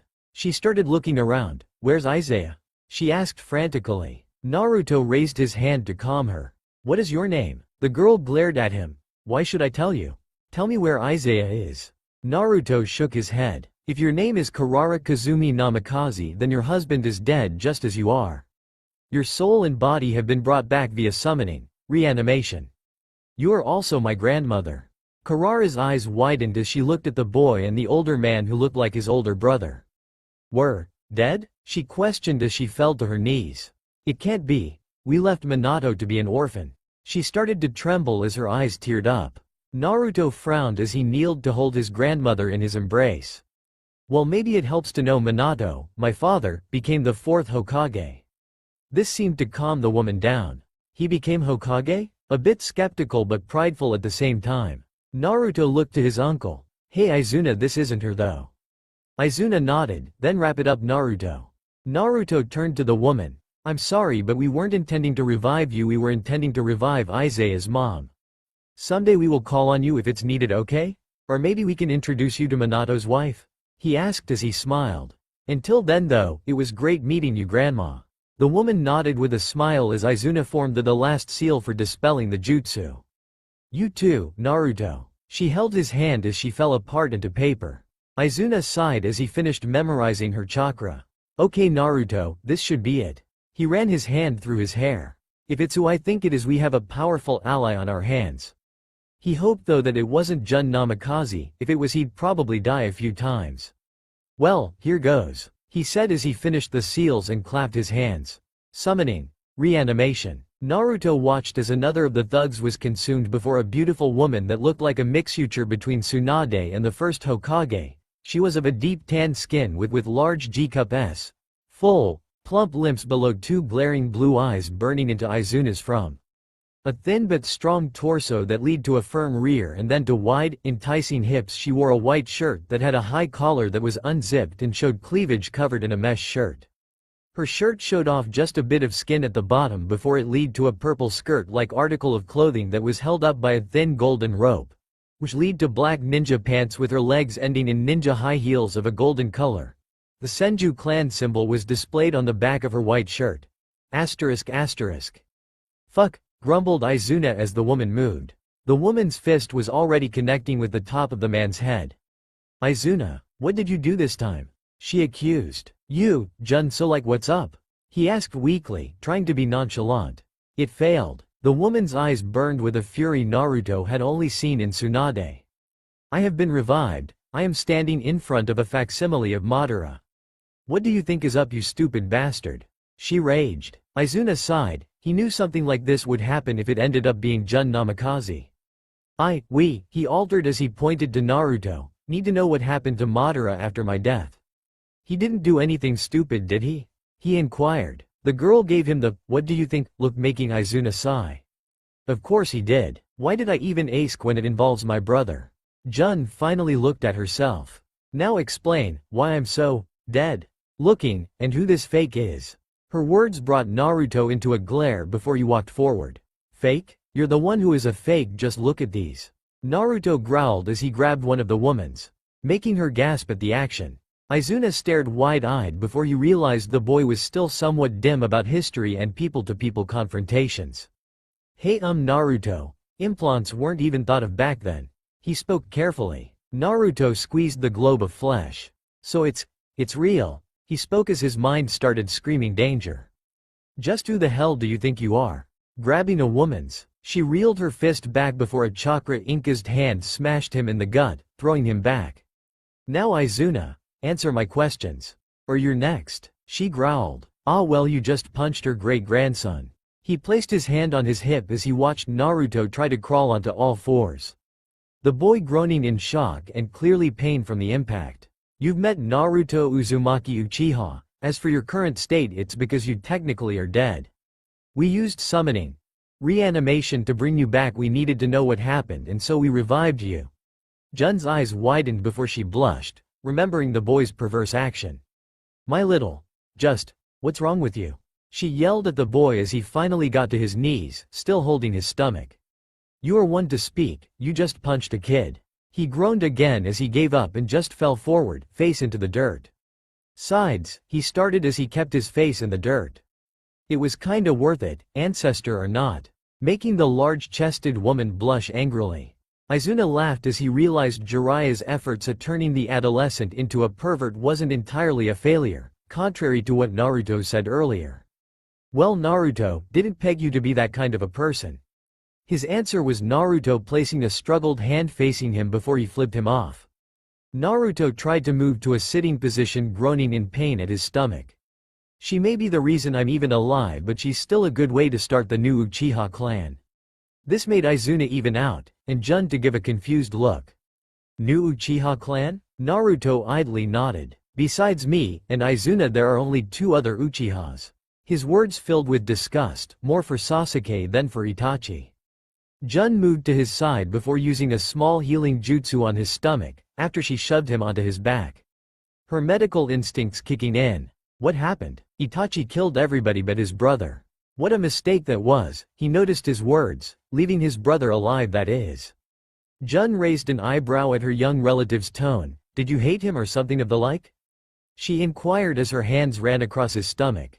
Naruto's gaze left the dark-skinned woman's and instead tilted to the dark sky. He was my best friend, the closest thing I had to family besides Itachi. To gain power he went to Orochimaru. Izuna interrupted briefly. He, the current Hokage Tsunade, and their other partner Jiraiya made up a genin team under the third Hokage. Orochimaru eventually became evil and left in a quest for immortality to learn every jutsu to exist. Naruto then continued. That bastard, Sasuke, put his own arm through my chest in his own path of vengeance, thinking by breaking all of his bonds he would become closer to killing Itachi. The idiot, I was able to turn a psychotic Jinchuriki on the right path. Someone that thought killing, to prove he existed, was the way to true power. Naruto scoffed, not noticing that Jun was simply watching him as he talked, her hands resting on his bare, bruised stomach. He is now the most loved case cage to ever be in office. Simply because I beat him by fighting for the village and those precious to me. Jun smiled brightly as she continued to listen. I hate Sasuke Uchiha. I hate him, the breath he exhales, and the earth he walks across. That is why. Jun narrowed her eyes slightly at the boy's crazed smile, and the tone of his voice matched it. I will remove his hand from his shoulders before I place it in front of my clan's residence. It will be the start of a better Uchiha clan, one that knows that love is always better than hatred. This clan will break the world's curse of hatred, and create true peace by showing the power love holds over hatred and pain. Izuna will assist me in this pursuit, causing said man to nod as Jun looked to him. Jun, I ask you to help me. The woman blushed, misunderstanding his words. I am not going to screw my great-grandson simply because he wants to start a new and better clan. She gasped as Naruto grabbed her left with his right hand. Not my initial idea, but clans did sometimes breed amongst their own members.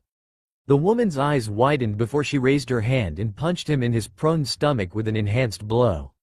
Gah! He froze up as pain riddled his body. I am loyal to Madara and only him. Izuna shook his head at the irate woman as Naruto blacked out. You do realize that not only is Naruto encroaching Madara's level of power, but he is also a lot nicer too. Plus he looks like Madara. The woman frowned at the elder Uchiha. While he isn't the same, from what he told me about his life, you should be amazed at how sane he is compared to the level of insanity my brother held. He shook his head as he sat down and crossed his legs. You, in my opinion, couldn't find a better person to be with. Nobody knows who you are except me and Naruto. Not even the last true-blooded Senju knows you are here, and she's his adopted mother. His head nodded to the boy she was still sitting against. However, I will inform you of the young Naruto's early life. Until he himself wakes up and tells you. He leaned back onto his hands. Maybe his life will persuade you to think about being with Naruto. He smiled as he teased her. 1 hour later, Naruto found himself in a place many men would kill to experience. Jun's S. He remained quiet and used the skills he attained from all of his beatings. Playing dead. Naruto, whispered Jun as she held the boy. How could the people do that to such a little boy? She asked as Izuna shrugged. I don't entirely know, but it is a sad story. Most Jinchuriki apparently experience this. Naruto was lucky to. Jun's grasp on Naruto increased as he felt his face get smothered further. Lucky? I'll be damned if I ever let him out of my sight from now on. She growled out protectively. Izuna was smiling inside at her actions. He then noticed the clenched fist of Naruto, which was hidden from her view. The elder Uchiha smiled as he decided to see how far he could push Jun, and in turn torture Naruto. You know, he told me he once had to wait a whole week for his eye to grow back together after a villager ripped it out. His words true, causing the busty woman to hug the boy harder. Naruto couldn't take it anymore. He passed out again this time, from a lack of proper blood flow. Ha ha ha ha ha ha. Izuna couldn't hold it in as he watched Jun panic over the boy's condition. She may deny it, but he's grown on her.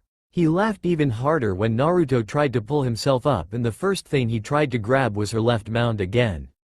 Jun just growled as she pulled him up into a hug, ignoring the fact of her great-grandson's hand holding her boob. I guess for somebody like him, she started to think as she held an oddly quiet Naruto. Letting him off the hook with a few things, now and then would be fine. Her eyebrow twitched as she found he had fallen asleep, hand still firmly grabbing the end of her bosom. She sighed before noticing Izuna walking towards her. What Izuna? The man raised his hands in a calming manner. Nothing, just removing the summon contract so that you are alive, rather than staying under my control. Or would you rather the opposite? He asked with a teasing tone. I'm sure Naruto would love it if you were under his every command. He laughed as the buxom woman glared at him. He exhaled as his fingers pressed down on her back in an array, before using his glowing fingertips to trace a seal into her back. All done, he spoke as he released the contract. She nodded as she lifted the boy up into her arms. So Izuna, do you know where Naruto lives? She asked, only for the man to shrug. Not really, he said he lived in his mom's house. I don't know where that is in the slightest though. Jun sighed as she adjusted Naruto's weight, as well as dealing with his grip. Well, henge into somebody and go find out where this woman resides. I'll follow slowly. 55 minutes later, the woman had entered into the village. She too agreed with Izuna's thoughts on the village. It was absolutely pathetic, something that would make Hashirama roll over in his grave. Everybody except a few passing shinobi had gave the boy glares and angry words. She noted it wasn't about him being carried by such a beautiful woman either. Nothing but ignorant sheep, she thought as she noticed a black-haired man walk towards her. Found it, Jun, he spoke before motioning for her to follow. Notice it yet? He asked as he walked next to her, causing the dark-skinned woman to nod in anger. It's impossible not to. Just focus on getting us to the house before I go on a killing spree. Not even Naruto's grip would stop me then. He nodded as he decided to become quiet. Jun raised an eyebrow at how normal the house looked. Jun followed as Izuna opened the door, only to be met with the sight of a 9-year-old girl standing in the Uchiha Taijutsu stance. Why are you here with brother in such a condition? Answer me now or I'll call for mom. She spoke quietly. Izuna chuckled as he released his henge, his Sharingan eyes spinning. Don't worry, we are family. In fact, I'm your great-grand-uncle and this is your great-grandmother. These words made the girl ease up a bit, but she stayed in stance. If that is true then, well, don't steal anything. It looks like brother is tired. His room is the top one on the left with the black door. Jun wanted to laugh when Makina spoke next. If you kill my brother with your boobs, I'm going to kill you with my fists. Also be very quiet. Mom had a busy day working on getting Hinoka to speak and stabilize her wood style. Jun's eyes widened. Wood style? Do you know if she was a senju? She asked quickly. The girl nodded, seeing no problem telling them if they were family. Senju? You mean like mom? Then no, she's not. She has a deep red hair color, but she was a successful, her fingers bending in emphasis. Experiment under Orochimaru. Her words saddened the older woman. Well, Makina, Izuna will inform you of what has transpired. I will go and place Naruto to bed. Good night, she spoke as she carefully walked up the carpeted stairs. If their mother is a senju, I'd rather not wake her if she is tired. That's the one thing that made Hashirama lose himself to anger without fail. The large-chested woman slowly placed Naruto against the wall as she freed her hand to open the door. She faltered as she noticed how lifeless his room seemed. The blonde lifted Naruto back up as she walked to the purple and gold-clad bed. She eased him onto the soft furniture before she attempted to remove him from her left assist, but moaned slightly as his hand held her tightly, causing a small wave of pleasure. Of course you won't let go, she whispered as she gently entered the bed herself. You are certainly a different child. You radiate a sense of malice, but I can feel the love and conviction you hold for those close to you. She laid her head against the headboard as she placed Naruto's sleeping head in between her soft mounds. I think maybe I'll consider what you said earlier. A clan of love is something I would like to be part of. Maybe, she spoke as she ran her hand through Naruto's hair. Maybe, I'll help you start this new clan. She thought out loud as she rubbed off the blood from below his eyes. She sighed one last time before she fell asleep with the boy draped over her body. Morning. Izuna sat up when he felt a fist hit him in the stomach. All right, explain, yelled an irate woman with large chests. Izuna sighed as his totally black eyes looked up at her, making the woman feel like she was looking at a demon. All right, but keep it down. Jun and Naruto are sleeping. I can't vouch for Naruto, but Jun hates being woke up. After yesterday, I presume she won't wake up for quite a while. So what do you want to know? Hinoka's medical isolation ROM. The girl looked up at the white ceiling as she laid on the bed. The woman from before had told her it would be a while till her vitals were strong enough to be fully self-sustaining. She had also found out that Orochimaru's experiment had completely grafted the first Hokage's DNA onto her own. In essence, making her a totally different person on a genetic level. Tsunade, as the woman had discovered was her name, had said that it had bonded perfectly, meaning that with much training her abilities with wood style could rival Hashirama Senju's very own. The girl frowned as she turned her head to the window. I don't want this. I wish it could end. All of my friends are dead now. She clenched her fist as she looked back up at the ceiling, all because of the thing. Village hidden in the mist. Ao grumbled as he and Chojuro walked to the freshly repaired Mizukage Tower. The new Mizukage had only been in office for 2 weeks. Yagura had been killed by the woman. She rightfully deserved the position. The relaxed image of their new Mizukage greeted them as they stepped into the room. Don't take too long, you to know this will help Mist in its greatest time of weakness. We don't need any of the great nations sweeping in and destroying us. Chop chop, she ordered as she clapped her hands. The duo had barely exited the door when her voice followed them out. Make sure they send a smart one that is reasonable. Outside, back in my day. He spoke as he and Chojuro walked past the bone gates of the village before heading through the mist-ridden valley. Jun woke up to the feeling of Naruto's head breathing against her chest. She smiled at how calm and peaceful he looked. He really is a peculiar child. She did however sigh when she felt his hand still on her boob. Peculiar indeed. She looked up at the skylight that revealed the blue sky. At first glance he is an arrogant and rude person that take pride in a dead clan that he wasn't even part of. Yet he hold a strong attachment to the Uchiha. Izuna also said that he was getting close to Madara's own power. Which means he would be able to protect his clan.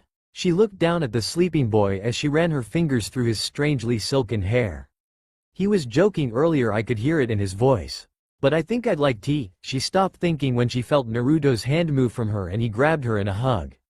He's shaking? She thought as the dark-skinned woman felt the boy's body tremble. She looked closer as she saw the boy's turned face. Her eyes widened slightly. He's crying? She thought as a frown grew on her face. Why is he crying? Jun pried his arms from her sides as she pulled him into a hug as she ran her hand through his hair. Naruto. She spoke gently. Naruto, wake up. When he still didn't wake up, she nudged the black-haired boy's shoulder. After a few tries he finally started opening his eyes. Where are we? And why am I in the same bed as you? He asked as he didn't remember coming home or anything after falling asleep. The older woman smiled. Well, you fell asleep holding my left boob, and since you wouldn't let go I had no choice. Naruto nodded as he remembered how he had fallen asleep in her arms. Sorry about that. He spoke as he leaned back. The woman smiled as she nodded. Don't worry about it. Besides, shouldn't that sort of thing happen between a girlfriend and her boyfriend? Naruto's eyes widened. I was just joking around. The girl smiled as she placed her hands on his shoulder. Either way, I thought about it, and even though I loved Madara, we never got very far. I'd like the thought of a second chance, and you. She pulled him down as she kissed him. Our perfect boyfriend material. His eyes stayed open as he pulled back slowly from his great-grandmother. He clenched his fist. You actually like me?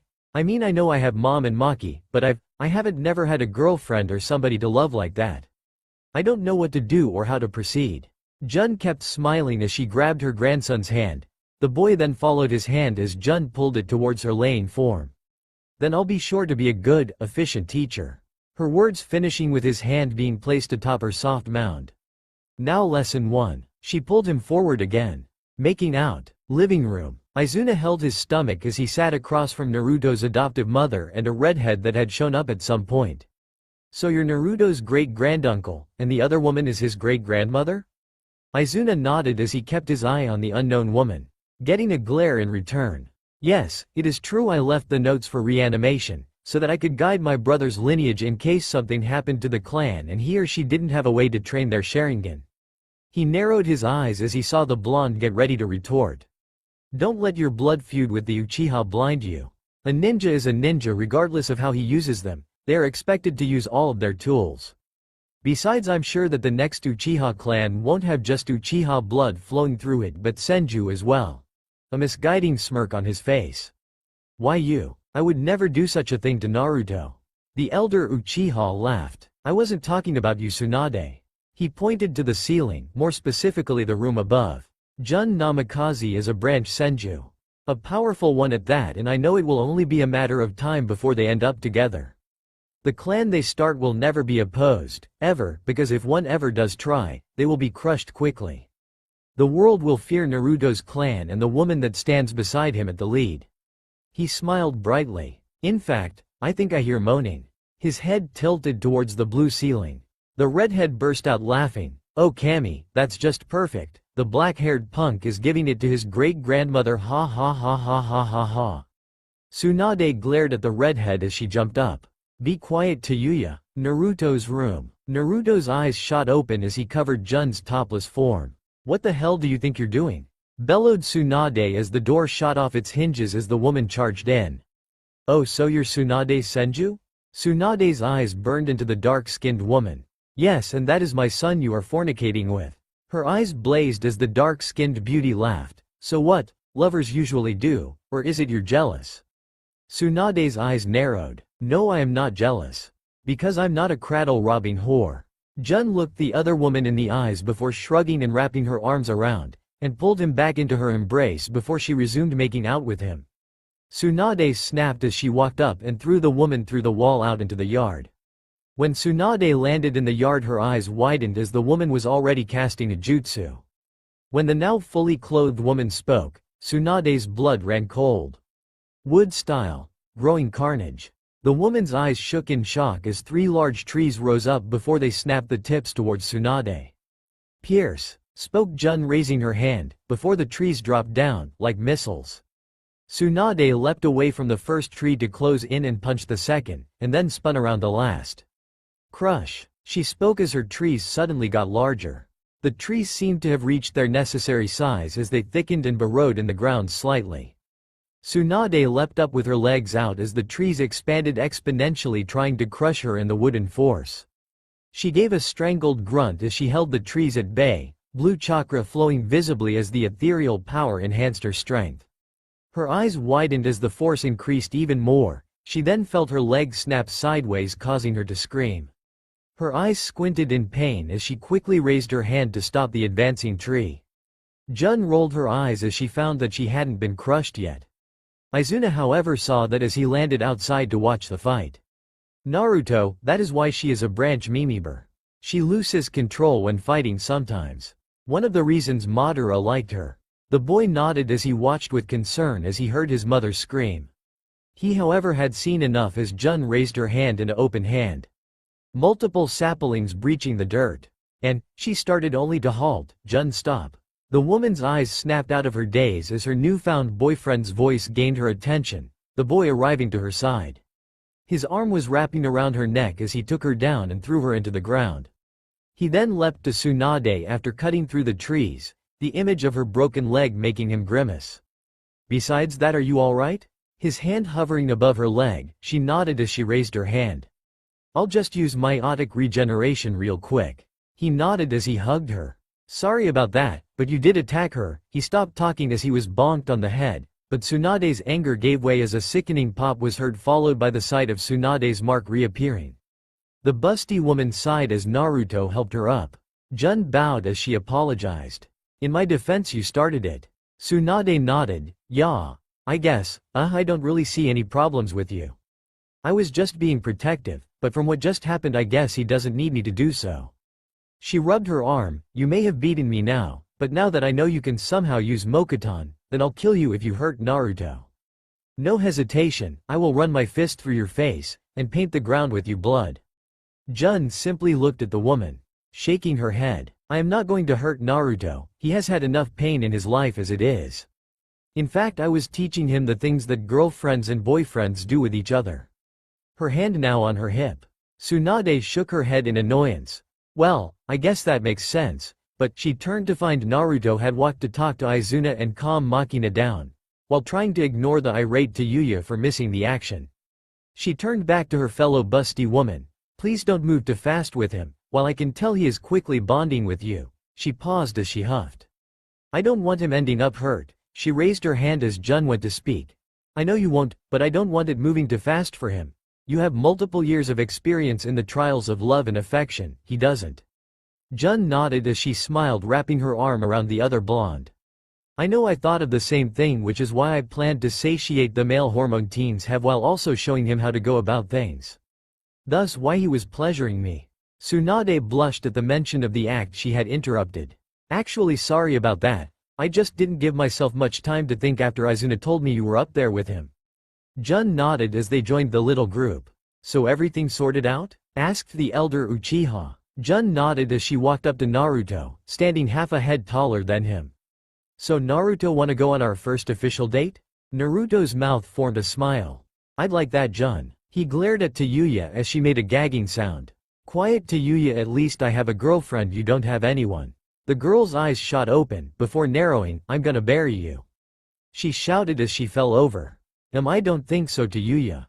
He said, mocking her crippled state. Naruto turned as he looked at Tsunade. Is that girl okay? I never got around to checking in on her. Tsunade smiled. That's my Naruto, has the perfect chance to go off and fool around with his new girlfriend. Instead he decides to check on the innocent little girl in the hospital. She laughed as Naruto growled.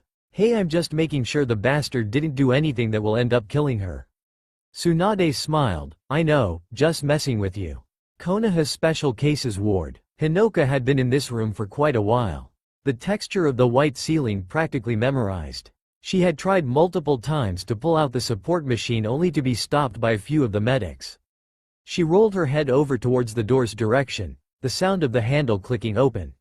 She was met by black-blue eyes as a tall boy moved into the room and an even taller woman followed closely behind.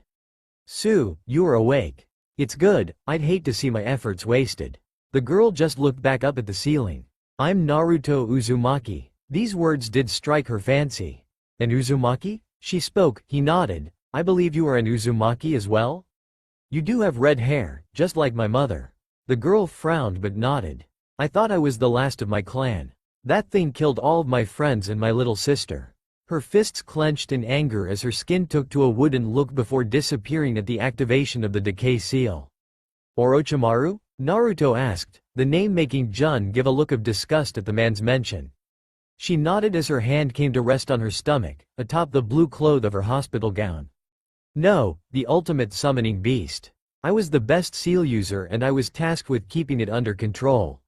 I one day woke up to find that my seals no longer worked. They hadn't been tampered with either. It was like I couldn't use seals anymore. I went to make a new one but it didn't work either. I ended up being knocked unconscious and when I woke the beast was gone and the whole cave was destroyed by what looked like it was a lightning-style jutsu. But that doesn't matter, everyone is dead now. Naruto laughed Abbott, making the girl growl at him. How dare you laugh?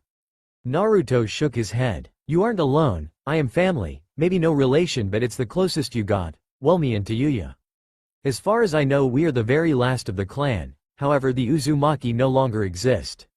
I am giving you one chance to answer my question. She was confused now, there were 3 of them yet they didn't exist. Naruto's eyes slowly opened as he focused the chakra to his eyes making the Sharingan appeared.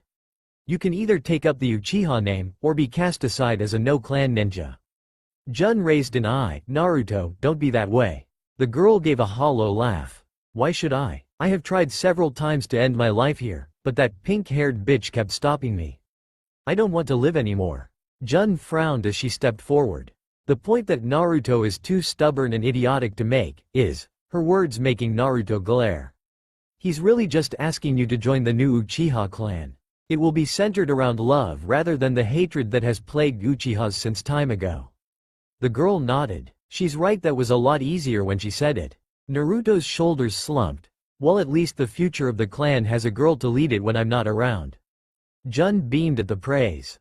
Well, thank you for that compliment, love. The name making Naruto raise his brow. She smiled. Hinoka decided to interrupt. So I gain a family in exchange for simply changing my name? Naruto and Jun nodded. Basically. Hinoka smiled. You can't leave yet though, you are still being overviewed. She frowned and grumbled as the two left. Streets of Konoha. Jun held Naruto's hand as they walked, the glares and looks of awe as Naruto walked hand in hand with a Senju girl. He looked to said girl, so. He started not sure what to do on a date. He felt her squeeze his hand. Don't worry, we have all day to do stuff. Don't freak out. She smiled to him. He sighed as he nodded. I hate being in this village. She sighed as she pulled him into another hug. We'll go to someplace then that doesn't make you hate being here, are there any? He nodded, yay, but it's not much of a place for a romantic dinner. He frowned as the girl shrugged. Doesn't matter to me. He smiled as he started leading the tall woman through the wooden buildings. Naruto brushed past two men, bumping into the taller blue-haired man. Oh sorry. The man shrugged it off, no problem. Naruto watched the two men walk by before he and Jun resumed walking. Well, the place I'm taking you is somewhere that has always been there for me. When nobody would let me in to eat, they would always let me go there no matter how their business suffered. Jun smiled, I will be sure to thank them. He raised an eye as they walked towards the little shack. Well, welcome to Ichiraku Ramen. He said with pride as he pushed the flap away. Jun smiled as her nose was met with a delicious aroma. Hello, oh Naruto, spoke Ayame as she held a fake smile. Naruto having lived life with a mask, he knew something was up. Hey Ayame, what's up? Jun sat next to him, her arm wrapped around his, making the brunette raise an eye at the scene. Things are good, who's this? She asked as she leaned against the wood counter. Jun smiled. Oh, I'm just Naruto's girlfriend, name's Jun. She extended her hand towards the shocked woman. Naruto, you have a girlfriend now? And a great-looking one at that. She teased as she shook the woman's hand. So you're Ayama? Where's the other one? His name was Tuchi, wasn't it? Her heading turning towards Naruto. The boy nodded. Yay, I don't sense him in the shop. Is he out shopping again? The girl shook her head. No, he's home, he hasn't been doing too well lately. Naruto realized the reason for the look upon entering. He's not dying, is he? Asked a now worried Jun. No, he just caught a virus is all. The busty woman gave a sigh of relief. She may not have known the man, but she knew Naruto would be devastated if something happened. Enough about me. How is little Maki doing? Naruto laughed. She's been enrolled in the academy, so she is either A, bugging Iruka, or B, hanging out with Hanabi. Oh, the Hyuga girl? Ayame asked as she cleaned some bowls. Naruto nodded as he heard two people walk by talking animatedly. So Naruto, the usual? But I don't know about you. The girl said. Jun smiled, I'll just eat whatever he gets. Ayame's eyes widened. You sure you want to eat that much? The dark-skinned woman raised an eyebrow. Suor, it can't be that much? Ayame shook her head. You lose your great figure then it's your fault. Jun leaned onto the counter really curious. Her eyes were huge as she watched the woman return a few minutes later, multiple bowls somehow balanced across her arms. Here you go Naruto, and I'll get yours. Jun stared gobsmacked at her boyfriend. 10 bowls? How do you put that away? It has to be literally impossible. He laughed. I don't know how I do it, I just do. I've been eating this stuff since I was 3. Maybe my body has figured out how to break it down faster. Jun shook her head as the woman came back 10 more bowls on her arms. She started as she saw the bowls placed on the arms. Will not be outdone. She cheered as she dug in, making Ayame stare in shock, her jaw hanging. They are so alike it's startling. After a while Naruto and Jun were leaning against each other, their stomachs full. I feel so complete. She spoke as her arms draped over Naruto. He smiled as they sat there, a giggling Ayame watching the moment. It's so great to see Naruto with somebody he can love. Naruto sighed in content. Hey, Jun, I got the perfect place for us to just laze about. Jun smiled, then lead away. Naruto nodded before reaching into his pocket. Here Ayame, I'll pay extra since you have to work so hard today. The girl returned the charity with a smile. Thanks Naruto. He nodded as the duo got up. As they exited, Naruto's smile disappeared as soon as the flaps opened. A passing group of adults walked by, happy until they saw the Jinchuriki. HMPH, stupid demon, he shush, whispered one as he walked by, but was interrupted as Jun's fist was already lifting the man up. A shell-shocked look on his face. When he came back down, his two friends ran away with fear-filled looks. Jun then stood with her foot on the man's chest. I'll kill you if you ever say that word again. Her voice leaking with the barely kept blood rage. The man's eyes were filled with fear.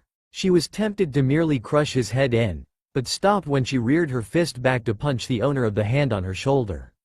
She stopped when she found it was Naruto, shaking his head. She slowly lifted her foot, bowing lightly to Naruto in apology.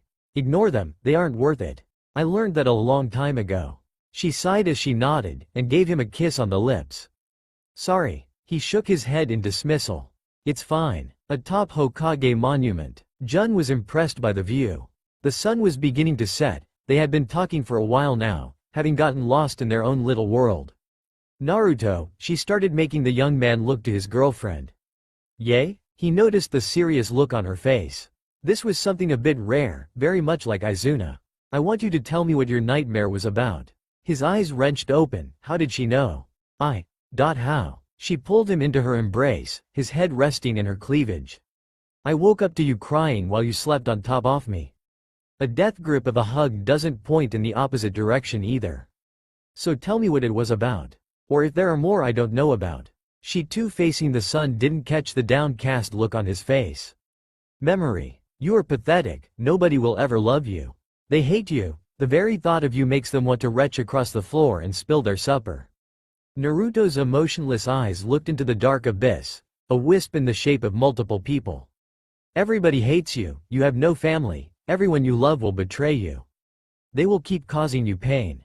Freak, monster, demon, beast. Nobody can love a monster. When they ripped out your eyes they were saying you don't deserve to see the colors of the world. That everything you lay your pathetic eyes on was now tainted and could never be cleansed. That woman Tsunade is no different, she will come to betray you in time. Because you are a monster. You have no family, your parents left you to the vices of this evil world. You will never find a way out of the pain. Your life is pain. You are destined to live a lonely and solemn life of sadness. This world is a world of hatred. You will fall to that hatred, it is inevitable. Your so-called mother will cast you out, and your little sibling will be killed to release her soul from your wretched grasp. It's not true, he yelled out to the blackness. The world hates you, and you know it. Naruto's empty eyes fell to his hands as images of a bloody machina laid on the floor. Tsunade yelling at him and cursing his existence, saying she hated him. End of memory. Naruto's eyes stared out to the falling sky. It's not the first one either. I've been having them since my eyes were sealed. That is the first time since I fought Izuna that they appeared.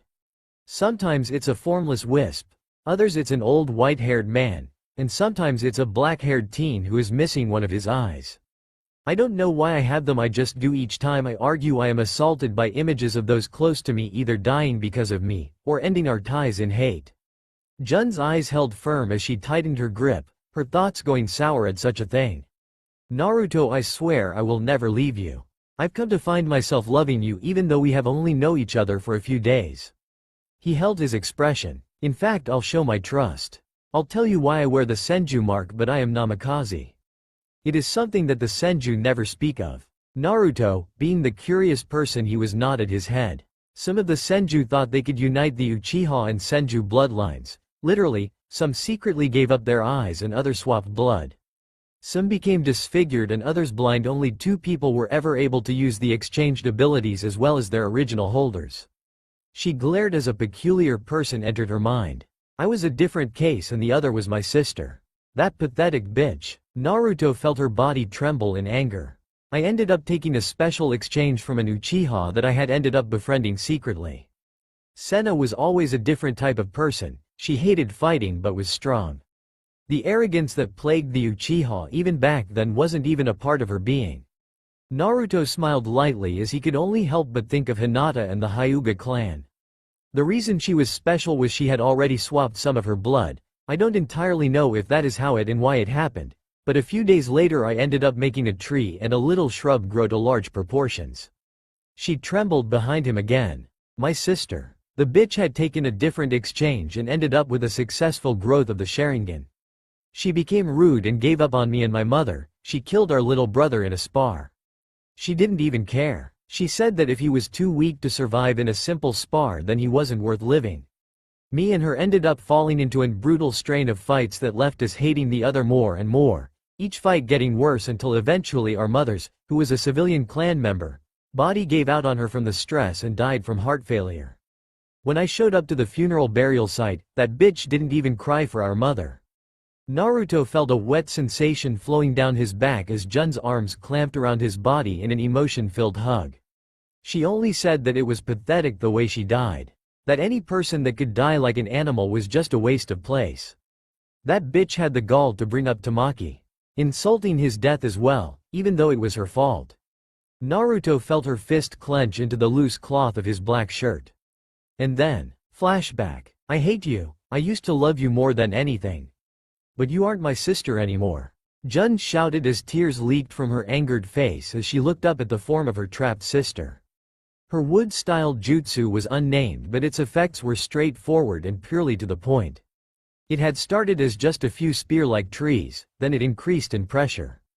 It had sent a strange and yet euphoric chill through the busty blonde as she heard the sound of her sister screaming and the bones breaking.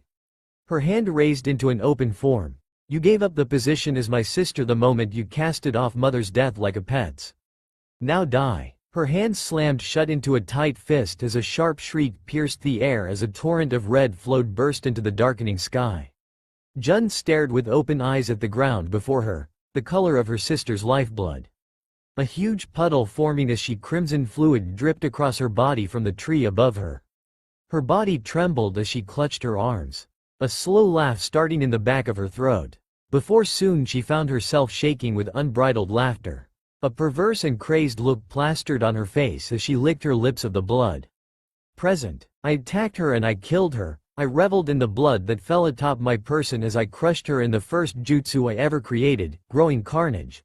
I felt a pleasurable sensation as the crimson liquid flowed around me, and on me. I however was found out by the little fuck that always followed her around. Always thinking they would fall in love. I was disowned from the clan and my senju name was stripped away, instead being given the name Namikaze, the name they chose for those that had shown they didn't deserve in the clan anymore.